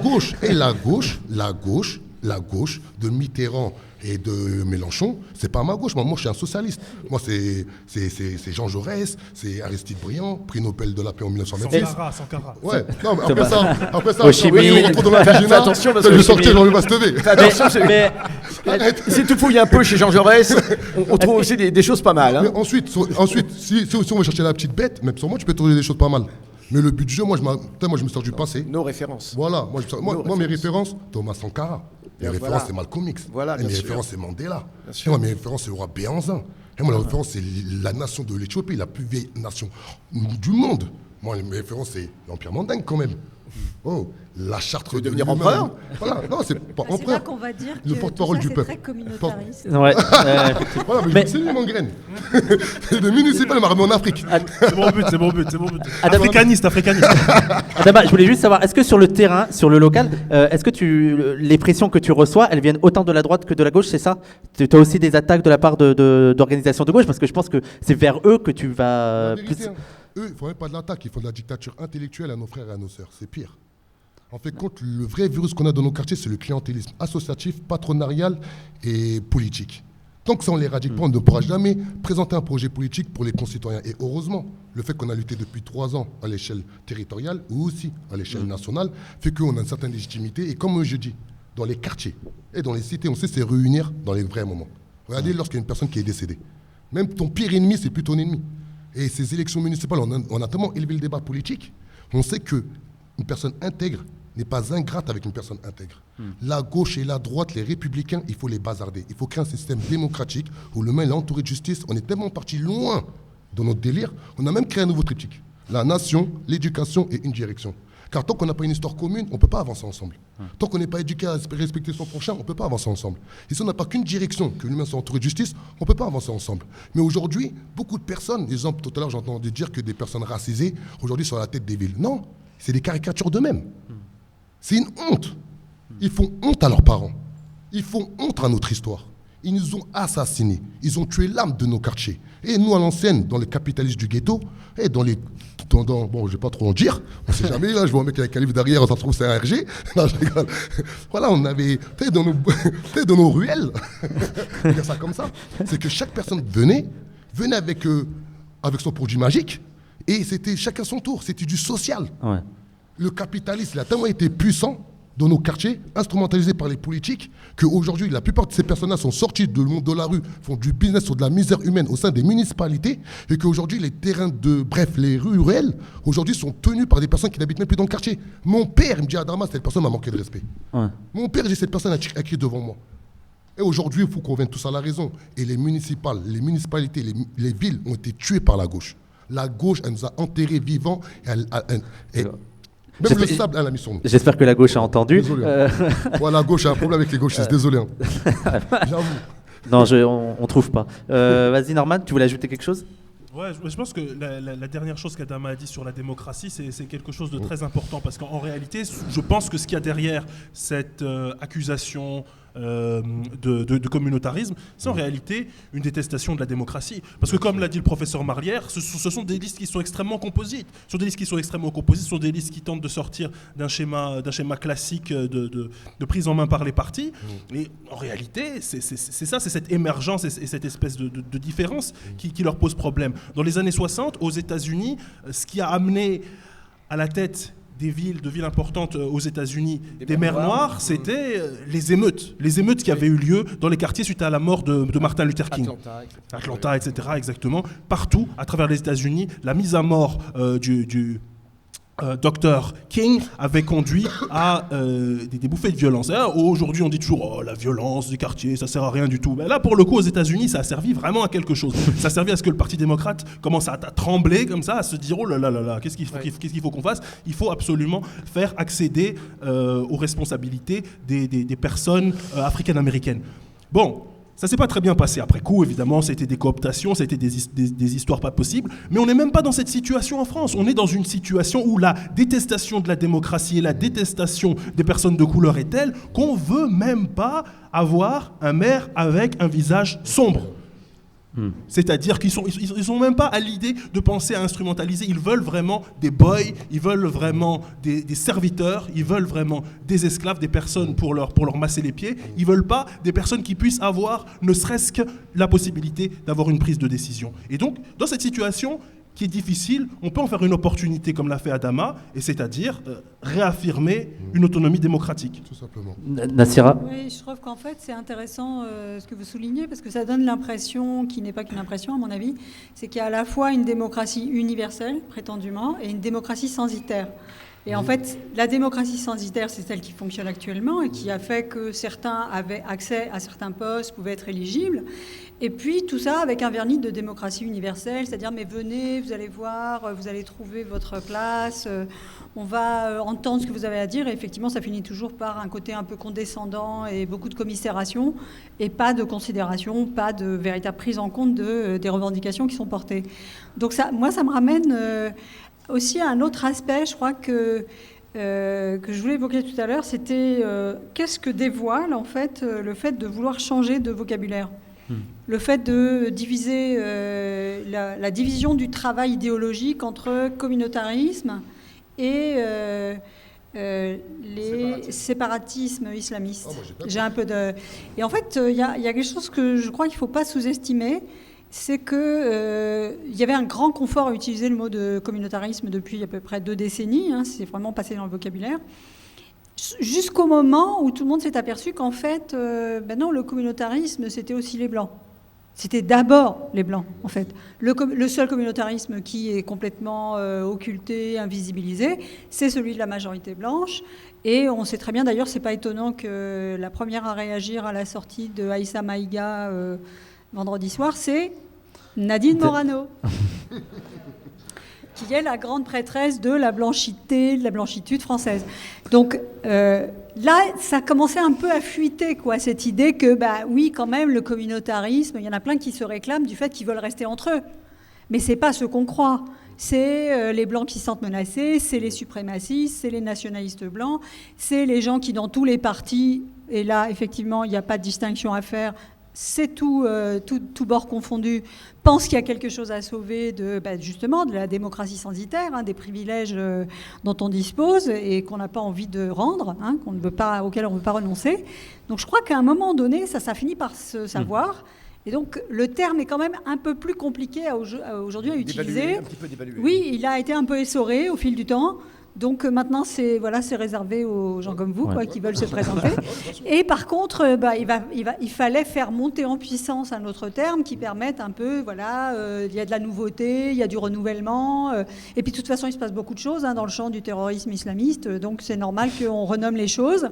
Et donc voilà, le nouvel emballage est arrivé avec cette appellation. Donc je crois qu'il ne faut pas non plus sous-estimer le fait qu'il y a des prises de conscience sur le fait qu'à un moment donné, des termes puissent être complètement essorés, lessivés, qu'on ne puisse plus les utiliser. Donc il faudra voir effectivement à la fin des municipales ce que ça donne, hein, parce que vous n'allez pas accréditer évidemment la thèse des listes communautaristes.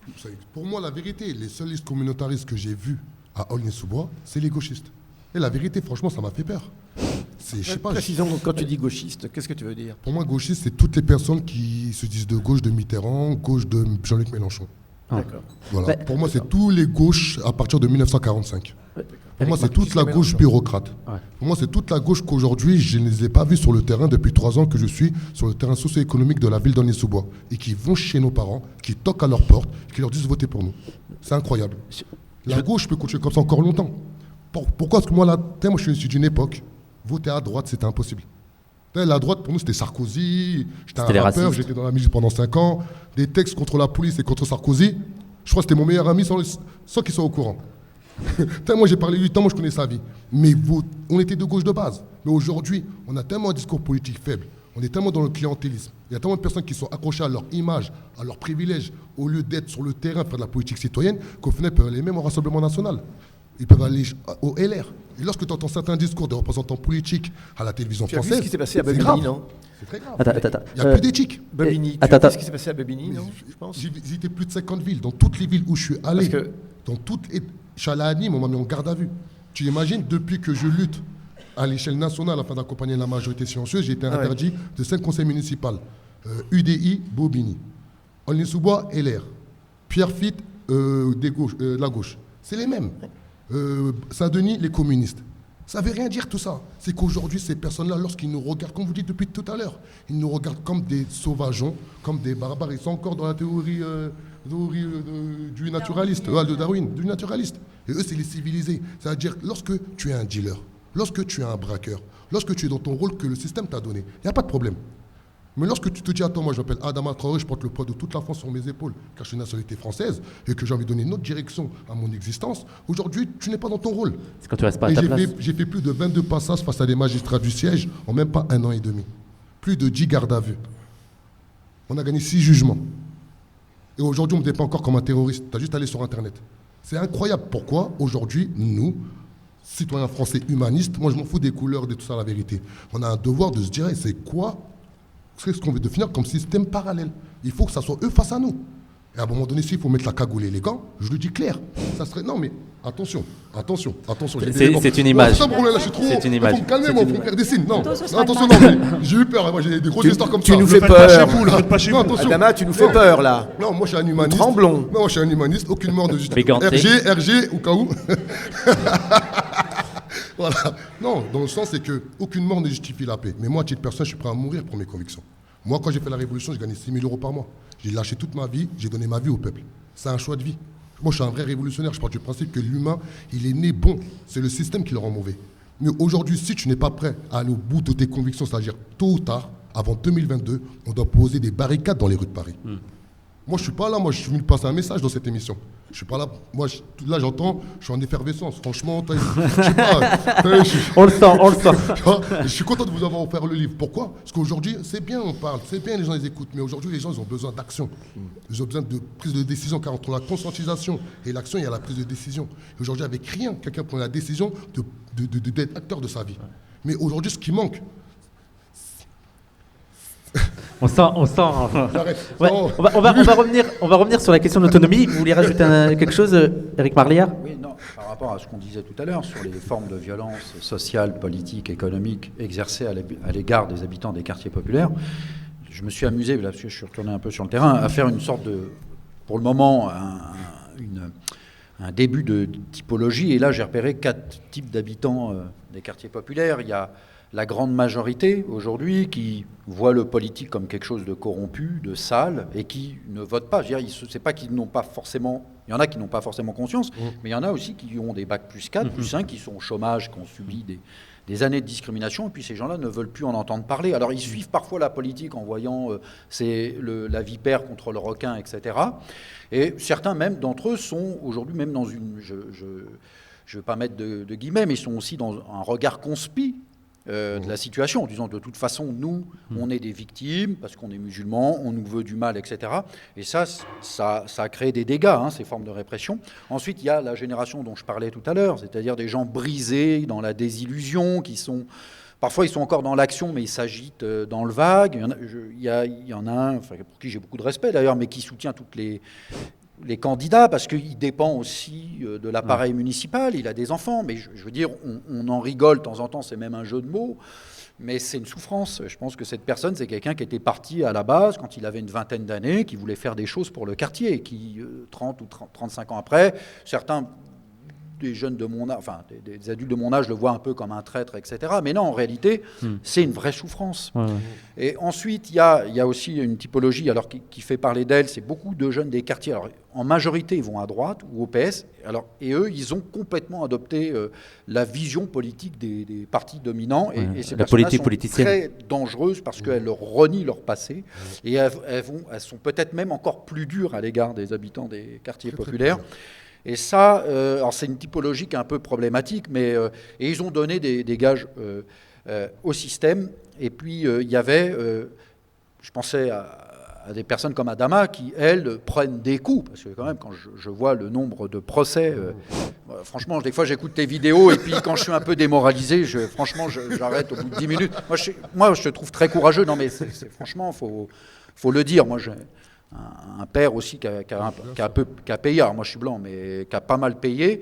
Moi je me suis dit non, là c'est bon, parce que quand même ça fait mal. Et du coup, quand on perd son boulot, quand on refuse de serrer la main au député-maire du coin à l'époque, ça fait très mal.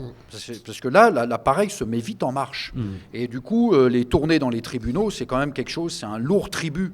Et franchement, j'applaudis ton courage. Merci, c'est gentil. Voilà. Et de temps en temps, quand il fait beau, là, les beaux jours vont revenir, je regarderai un peu tes vidéos, je vais essayer de retrouver un peu d'espoir. Mais c'est dur, mais vraiment très très dur. Et il y en a beaucoup. Alors toi, tu es très médiatique, mais il y en a beaucoup qui n'ont pas eu cette force et qui ont sombré. Et puis là, même dans les quartiers, on le dit, alors moi ça me fait marrer, hein, tu as raison, Nassira, de dire on n'utilise pas les mots de dominant. Moi j'écoute les médias, puis en même temps je les écoute pas, j'essaie de travailler avec mes petites catégories de terrain. Parce que c'est vrai que quand on travaille sur mes questions, en réalité, on nage à contre-courant médiatique. Donc c'est toujours très difficile. Et parfois même dans des comités d'évaluation, il y a des collègues qui sont aussi imprégnés de ces mots, hélas. Et ce que je voulais juste dire, merde, j'ai perdu le fil, c'est dommage, mais c'est qu'en réalité, c'est 30 ou 40 ans de quartier populaire. Alors après, on pourrait remonter plus loin. C'est que ça crée des dégâts et aujourd'hui on a des typologies de gens souvent même parfois en souffrance, que ce soit physique, politique ou psychique. Et il y a beaucoup de gens qui vivent en retrait. Et puis ta génération, Nassira, c'est aussi une génération qui a échappé aux morts de la drogue. Enfin je veux dire, c'était ceux qui étaient entrepreneurs. Et c'était les courageux qui ont essayé de faire des choses. Et puis il y a une partie, un très bel article de Karima Genfoud, que sont devenus nos morts dans Ethnologie française. Mais ça fait partie de l'histoire des quartiers. Je pense que tout ça, ça fait lourd au bout de 40 ans, je le trouve. Et là, maintenant, on a une nouvelle génération qui arrive, qui, à mon avis, alors est devenue ultra individualiste. Parce que quand on parle justement du communautarisme, moi, je vois quand même une vraie fragmentation dans les quartiers où ça devient de plus en plus chacun pour soi. Alors, je voudrais d'ailleurs, avant de poser la question, je voudrais te faire référence aussi à un autre candidat qui est un peu dans ton situation, qui se prend tout dans la gueule et qui pourtant continue, il y a une chance de gagner, c'est Sami Deba, à Garges-les-Gonesse, qui est vraiment vu comme la figure de l'islamisme et des frères musulmans. Et j'avais une question pour revenir sur l'autonomie. Alors, on va dépasser un peu, mais c'est pas grave. Sur l'autonomie, il y a tout un contexte national qui fait que de plus en plus de gens, pas seulement dans les quartiers, veulent s'éloigner des partis politiques traditionnels. Donc il y a une profusion de listes citoyennes. Mais est-ce qu'on ne sous-estime pas, nous aussi, la capacité d'adaptation des partis politiques, et notamment de gauche, de récupérer cette volonté d'être en dehors des partis politiques, et notamment par les listes citoyennes. Il y a certaines listes citoyennes. Est-ce que ce n'est pas une forme aussi de récupération de la gauche, de ce ras-le-bol ? Et ça va tout changer pour que rien ne change. Le mot citoyen est devenu très très à la mode. Mais surtout, c'est la France Insoumise déjà les stars de ça. Désolé, vous dire quoi, ils détestent la gauche. Ça dénonce. Non mais désolé, pourquoi lorsqu'on voit qu'aujourd'hui la France Insoumise se dit avoir un parti politique représentatif de la gauche, ils ont juste compris qu'il y a beaucoup de personnes qui veulent lutter, mais pour lutter ils ont besoin de faire partie d'un appareil politique. Aujourd'hui, pour être de la France Insoumise, c'est 2-3 clics que tu es de la France Insoumise. Tu montes ta petite association dans ta petite ville, à Saint-Denis, il y avait 6 partis de la France Insoumise qui se faisaient la guerre. Incroyable, une honte. Mais à côté de ça, lorsque moi je vois lors de ces élections municipales, tous les gauchistes PS, ils ont fait Aulnay en commun, Paris en commun, Perfit en commun, en commun. et tout bon, vu que c'est une société, dans leur société, dans toutes leurs listes, ils disent citoyennes, mais dans les têtes de liste, c'est que des encartés. C'est une honte. Ça, c'est un crachat à la démocratie. Ça, c'est un crachat aux personnes qui veulent vraiment monter des listes citoyennes comme on a pu faire, où dans la liste de 55 personnes, tu as 40 personnes qui n'ont jamais voté. Tu as des femmes et des hommes, jamais de leur vie, ils se sont dit un jour, vous allez être sur une liste. Exemple, moi-même. Ouais, donc il y a une récupération. J'ai jamais voté de ma vie. C'est la première élection municipale que je fais de ma vie.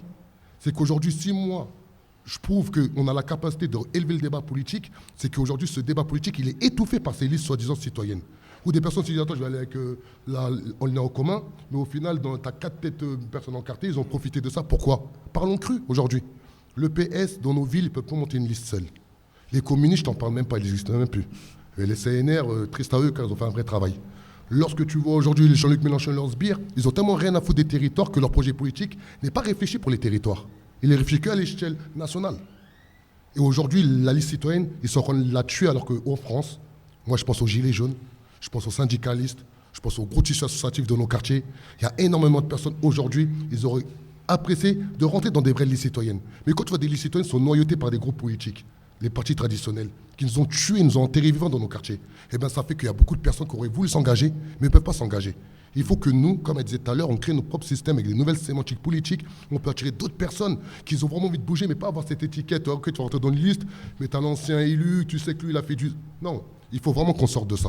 Donc pour moi, aujourd'hui, en France, liste citoyenne, ça ne veut plus rien dire. Ça ne veut rien dire. C'est de la mascarade, simple. En fait, c'est une tautologie, non? Une liste citoyenne. De toute façon, dans une liste pour des élections, il ne peut y avoir que des citoyens. Enfin, Voilà, on se demande pourquoi est-ce qu'on nous en remet une couche de la citoyenneté, parce que de toute façon, si tu n'es pas citoyen, tu ne peux pas voter. La Citoyen. preuve, c'est que De citoyens depuis français. 1980, depuis la campagne électorale de François Mitterrand, on sait que les étrangers pour lesquels il y avait eu une proposition pour qu'ils soient autorisés à voter au municipal, eh bien, c'est dans les limbes depuis 1980. Donc, on sait bien qu'effectivement, il faut être citoyen. Enfin, ça, si des fois on l'avait oublié, ce genre de refus de justement inclure les étrangers extra-communautaires, comme on dit, dans les listes d'électeurs pour qu'ils puissent être électrices et électeurs aux élections municipales, c'est un rejet absolu et définitif, parce que ça voudrait dire qu'on déconnecte la nationalité de la citoyenneté. On peut être citoyen sans être français en France, mais ça, il n'en est pas question, hormis pour les Européens. D'ailleurs, le grand deuil aujourd'hui qu'on doit faire, normalement, c'est ceux des Britanniques qui ne peuvent plus être électeurs et éligibles en France. Il paraît qu'on doit se lamenter sur ça. Moi, j'ai plutôt envie de me souvenir que rien n'a jamais été fait pour que nos parents, justement, puissent voter aux élections municipales. Et juste pour rebondir par rapport à ça, nos parents, ça me tient à cœur. Je te promets, ma sœur, s'ils auraient donné le droit de vote à nos parents, nos quartiers n'auraient pas été comme ça. Non, bien sûr. La vérité. Mais ils le savaient quand même, ils le savaient. C'est-à-dire que ça a contribué à les désengager. Enfin, on ne va pas refaire l'histoire. Ouais. Surtout qu'on touche à la fin. Donc, Youssef, Norman... Oui. T'inquiète pas. Simplement pour dire que le mot citoyen est un mot valise. Tout le monde sait très bien que le mot citoyen, c'est un terme qu'on accole, que les indigènes accolent à leur nom. C'est un terme qui veut dire « je suis gentil ». En fait, c'est ça que ça veut dire. Hein. Je suis indigène, mais je me soigne. Voilà. Juste pour dire que si la France insoumise est contrainte à cette situation et à ces arrangements, c'est pas à cause des émeutes pour le coup comme aux États-Unis, mais c'est parce qu'ils se sont rendus compte que, ma foi, ils avaient un réservoir de voix dans les quartiers qu'ils n'avaient pas forcément pu exploiter pendant les dernières élections présidentielles, puisque comme tu le disais, c'est une affaire nationale pour eux essentiellement. Ils n'ont pas pu toucher ça, que faire claquer au vent des drapeaux français à gogo, comme si on était un défilé du FN. Forcément, c'est pas exactement la stratégie qui a été la plus payante. Il faut essayer de trouver quelque chose d'autre pour parler au quartier.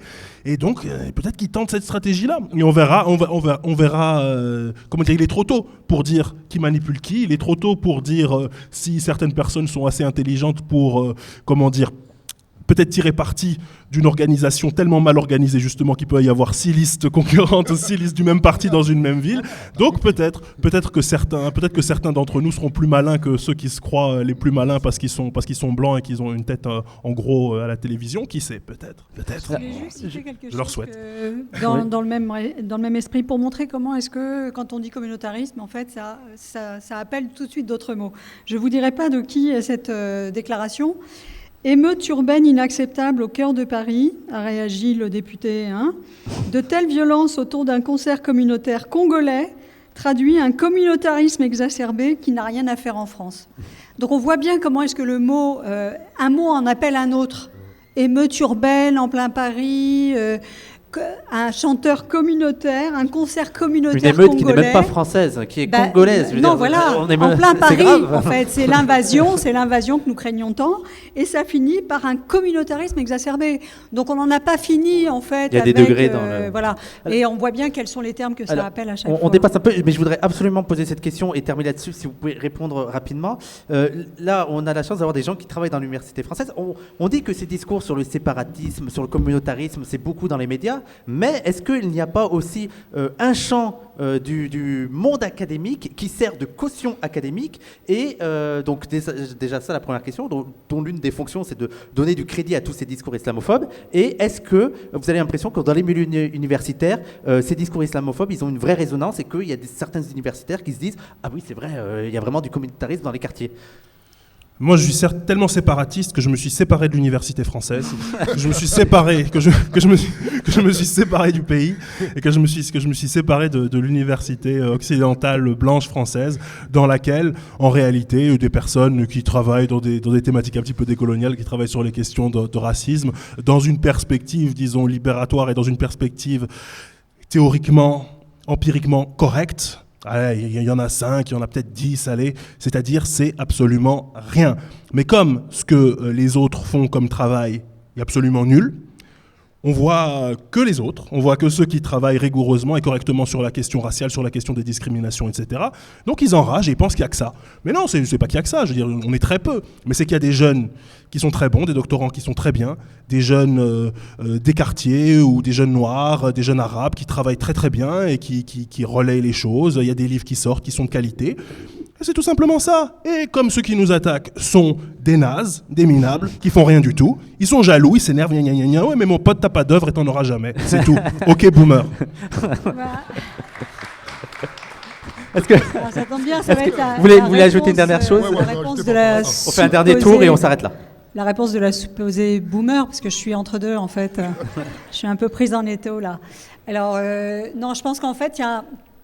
Au-delà effectivement de l'innocuité parfaite et de la mauvaise foi absolue de toutes celles et ceux qui critiquent les nouveaux courants à l'université et qui font valoir des recherches, des réflexions et des travaux empiriques, c'est ce qu'ils craignent le plus, hein, qui reprennent ces dimensions-là décoloniales, postcoloniales, enfin, quelle que soit la façon dont elle est nommée, dès qu'il y a le mot colonial, tout le monde fuit. Mais il y a aussi, je pense qu'il ne faut pas sous-estimer la façon dont, d'une part, il y en a qui ont clairement compris qu'il y avait un fonds de commerce à exploiter, qui avait à voir avec la radicalisation, avec la déradicalisation. Ça, c'est quelque chose...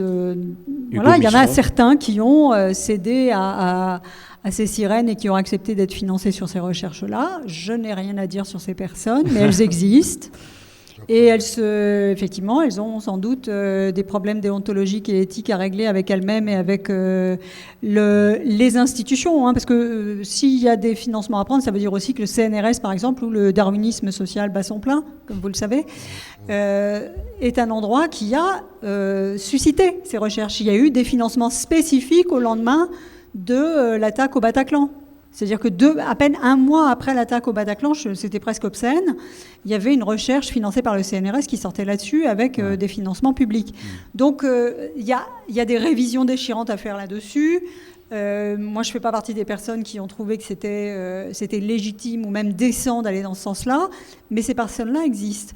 Par contre, je pense que ce qui est intéressant, c'est qu'il y a un cordon sanitaire qui est en train de se faire autour de ceux qui font les recherches justement sur l'islamisme, le séparatisme islamiste, sur toutes ces questions-là, parce que ça devient c'est énorme en termes de dérogation aux règles éthiques, aux règles déontologiques, aux modalités de méthodologie. C'est-à-dire que scientifiquement, il y a énormément à dire sur certaines recherches. On ne citera même pas les auteurs, on ne va pas leur faire de pub.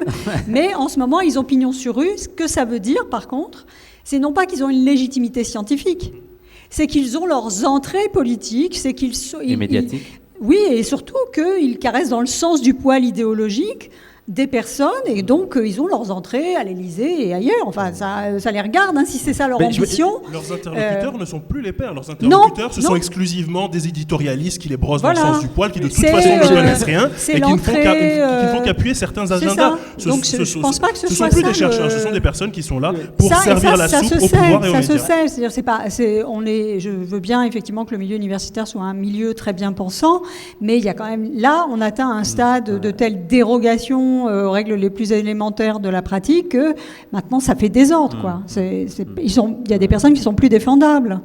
Mais pour autant, c'est vrai qu'il y a une forme de frilosité. Il y a une façon de rester sur son quant à soi et de continuer à invoquer des arguments scientifiques, de prétendre que, justement, d'ailleurs, on les incarne, hein, la science c'est moi, pour donner du crédit. Pour en fait décrédibiliser des collègues, et notamment parmi les jeunes chercheurs, mais pas seulement. Enfin, je veux dire, je ne vais pas parler de ma vie, mais clairement, il y a énormément de gens qui ont à subir ça. Mais Moi, je ne suis pas très pessimiste par rapport à ça. Je pense que la violence des réactions, elle est proportionnelle au fait qu'en fait, ils ont perdu la bataille. Ouais, ils ont peur. Non, juste pour une petite anecdote, pour aller dans votre sens, il y avait un spécialiste de l'islam qui était invité à Sud Radio par un animateur qui déteste la sociologie et qui a dit pour moi la sociologie d'habitude c'est une science molle, mais avec votre livre je vois que ça peut être une science dure et une science très, très sérieuse, parce que le livre allait... C'est une connotation machiste. Je ne sais pas, il faudra lui demander. Éric Barlière pour dernier tour.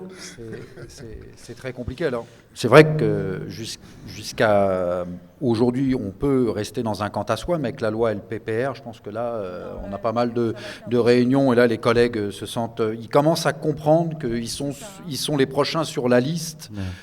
Après les classes populaires laminées et les classes moyennes, là, il y en a qui commencent à comprendre qu'ils sont sur la liste aussi de l'agenda, en disant c'est fini, vous avez assez gagné, et puis maintenant il va falloir se mettre au travail. Enfin, c'est assez curieux. Ou alors, non, je crois que le plus grave, et ça tu le sais comme moi, c'est qu'en fait le milieu universitaire, dans une large mesure, a été démonétisé.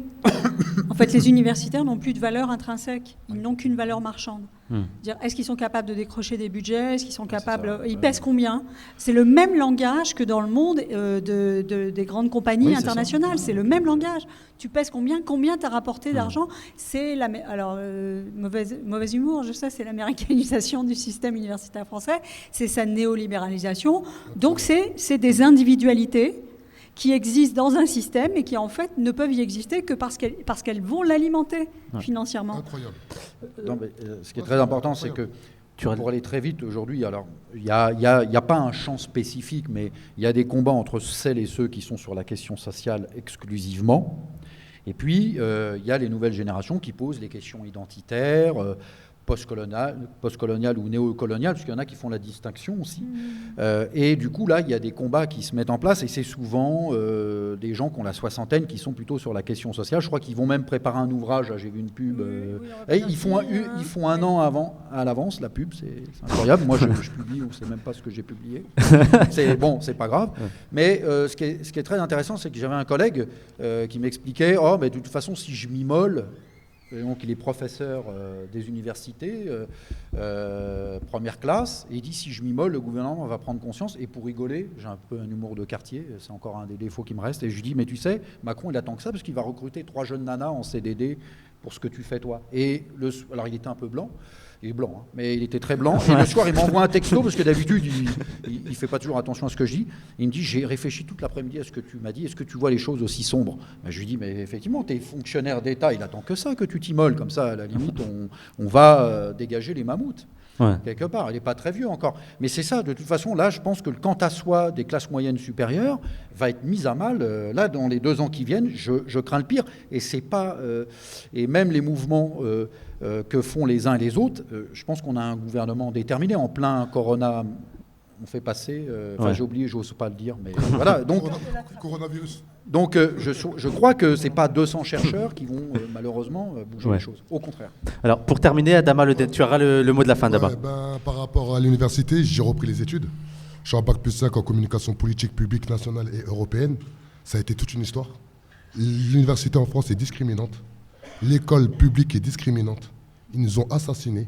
Ils ont fait en sorte qu'aujourd'hui, de couper l'éducation pour tuer toute une civilisation dans les quartiers. Et c'est ça qu'il faut qu'on change. Lorsque moi, je fais toutes les démarches nécessaires pour entrer à la fac de Créteil et que la personne me reflète toujours au grand, noir, animateur, car j'ai fait une VAE, elle me dit non, toi, tu ne peux pas faire un Bac+5, tu dois faire un Bac+2. Je lui dis, mais je sais pas, ça fait 3 ans que je lutte, je ramène tous les documents administratifs et j'ai forcé mon entrée. Normalement, si je les aurais écoutés, je serais parti en Bac+2. Ouais. J'ai dit, vous m'avez donné encore une force 2 fois plus forte. Pourquoi? Dans nos quartiers, on nous a toujours mis des murs avec des barbelés. On les a toujours grimpés. Regardez, on a des balafres partout. Et on m'a donné une force incroyable. Et là, aujourd'hui, moi, c'est une fierté à titre personnel de faire montrer aux gens qui nous suivent dans les quartiers, dans nos cités, nos petits frères et nos petites sœurs, faire comprendre que vous inquiétez pas, on va s'organiser et à un moment donné, on va repartir dans nos propres écoles populaires. Car pour moi, j'ai plus appris en 3 ans de vie, en temps révolutionnaire, que toute une existence. Même écrire français, même les fautes d'orthographe, maintenant je fais moins de fautes. La vérité, Nissa. Maintenant je fais moins de fautes. Voilà. Et aujourd'hui, l'école en général et l'université, surtout en France, elle est discriminante. Je ne parle pas des profs. Car je connais beaucoup de profs comme vous, voilà, qui se battent et tout. Moi, je parle vraiment de l'institution. Comment c'est fait. En général. Même pour te dire, je vais m'arrêter là. Au Pôle emploi, Ben, on a de l'argent dans la rue. Mais attends, j'ai quand même demandé, faire le cursus logique. Ils m'ont même refusé de financer mon VAE. Voilà. C'est grave et ça me fait mal. Parce que moi, je me dis, moi, j'étais déterminé. Mais une personne qui n'a pas été déterminée, Elle aurait baissé les bras. Ouais. Et c'est pas normal. Voilà, on va s'arrêter là. Adama, avant que j'oublie, il me semble que tu as un procès dans pas longtemps et qu'on Oui, peut venir te soutenir. Toi, merci, j'y ai pensé. J'y ai pensé. Est-ce que tu peux en parler vite fait? Par rapport, le livre, il est là. Nissa, qui vend le livre, elle est là. Bon, c'est un sac à le foulard, vous pouvez pas la rater. Brushing moderne. Voilà, c'est Nissa qui charge de vendre le livre à l'échelle nationale. Voilà, suite à l'affaire de Michael Harpon, j'ai été mis en garde à vue pendant 24 heures. Je suis toujours poursuivi par apologie du terrorisme. Comme tu l'as expliqué, en France, il y a... C'est même pas du racisme, car pour moi, le racisme, c'est une personne qui ne connaît pas son prochain. Pour moi, c'est du fascisme. Car c'est un discours réfléchi, où tous les politiques et les médias à l'échelle nationale, ils m'ont tué. C'est incroyable, sans honte, sans rien. Dont Jean Misséa, qui est le porte-parole du Rassemblement national, qui s'occupe de la campagne de 2022 de Marine Le Pen, où il a osé mettre ma photo lorsque j'étais à l'Assemblée nationale. Quand on a essayé quand même de tendre la main à la France insoumise, à Corbière, j'étais comme ça qu'on lui criait dessus. Et il a entouré ma tête, et il a dit qu'en quoi je suis un criminel. En parallèle, Marine Le Pen avait pris une photo avec l'attentat de Bayonne, avec la personne qui a tiré sur 2 frères. Voilà. Et en final, voilà, il m'a dit je suis un criminel. Il a mis ça sur sa page Facebook, sa publication a fait plus de 1500 likes, plus de 1500 partages. Donc on a porté plainte, on a fait une citation directe, on a battu pour trouver son adresse, on a réussi à trouver son adresse. Et là, le jugement de fixation, c'est le 24 mars. D'accord. Et on peut venir te soutenir? Non, c'est pas on veut. Il faut. À un moment donné, on est là à se plaindre. Quel tribunal? Le tribunal de grande instance de Paris. À quelle heure? C'est à 13h30. 13h30. Pourquoi? Car c'est un message fort, il faut qu'on passe à la France. C'est qu'aujourd'hui, dans nos quartiers, on existe. On ne va plus aujourd'hui dénoncer des choses sans être dans des objectifs. Lui, il va être condamné, c'est une certitude. Il a mis criminel Adama Traoré sur les réseaux sociaux, il va être condamné. Ça doit être le début du commencement. Nous, on va pour la présidentielle. On a fait les européennes, on fait les municipales, on va aller à la présidentielle. C'est une certitude. On aura nos 500 signatures. Car tant qu'on ne fait pas montrer à cette oligarchie, à cette aristocratie, notre capacité de s'organiser, ils ne vont jamais nous respecter. Il faut qu'on arrête, on a tout autour de la table. On a nos philosophes, on a nos intellectuels, on a nos déterminés. Il est les trois. Il est les trois. On a nos militants, on a nos présentateurs, on a nos lieux, on a tout. Aujourd'hui, pour moi, entre la conscientisation et l'action, il y a la prise de décision. Et beaucoup ont peur. Et les sentiments d'un révolutionnaire, ils bannissent la peur et la tristesse. Moi, il y a 2 choses, la vérité, ça... Pour moi, une personne qui, exemple, Balkany, la vérité, il aurait fini ses jours en prison, rien à foutre. À un moment donné... Même pas une petite tristesse. Voilà, rien. La vérité, rien. Et pour te dire, j'étais même dégoûté que sa femme, elle l'a pas suivi. Sa femme... On va finir sur eux, là. Ouais. On va s'arrêter là. Donc merci Adama Traoré, merci Norman Ajari, Eric Marlière, Nassira Ghenif et Youssef Boussouma. Avant de vous quitter, je vous rappelle que PDH Radio Parole d'honneur est un média 100% décolonial, mais aussi 100% autonome. On ne vit que grâce aux dons des gens qui nous suivent. Donc si vous voulez nous soutenir, vous pouvez le faire à l'adresse qui s'affiche sur l'écran. Et ceux qui sont dans le public, si vous voulez faire des petits dons. Et tu vends des livres, c'est ça aussi? Ah, c'est elle. Mais ils sont là ou pas? Ils sont là aujourd'hui?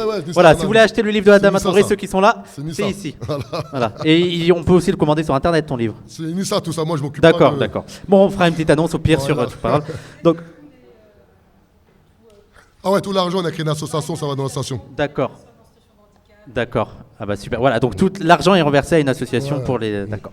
Voilà, il me reste plus qu'à vous souhaiter une bonne soirée et on se donne rendez-vous dans un mois pour le prochain Parole d'honneur radio. Au revoir. Vous m'avez chauffé. Toi, t'es un enfoiré, toi. Là, t'es un enfoiré. Attends.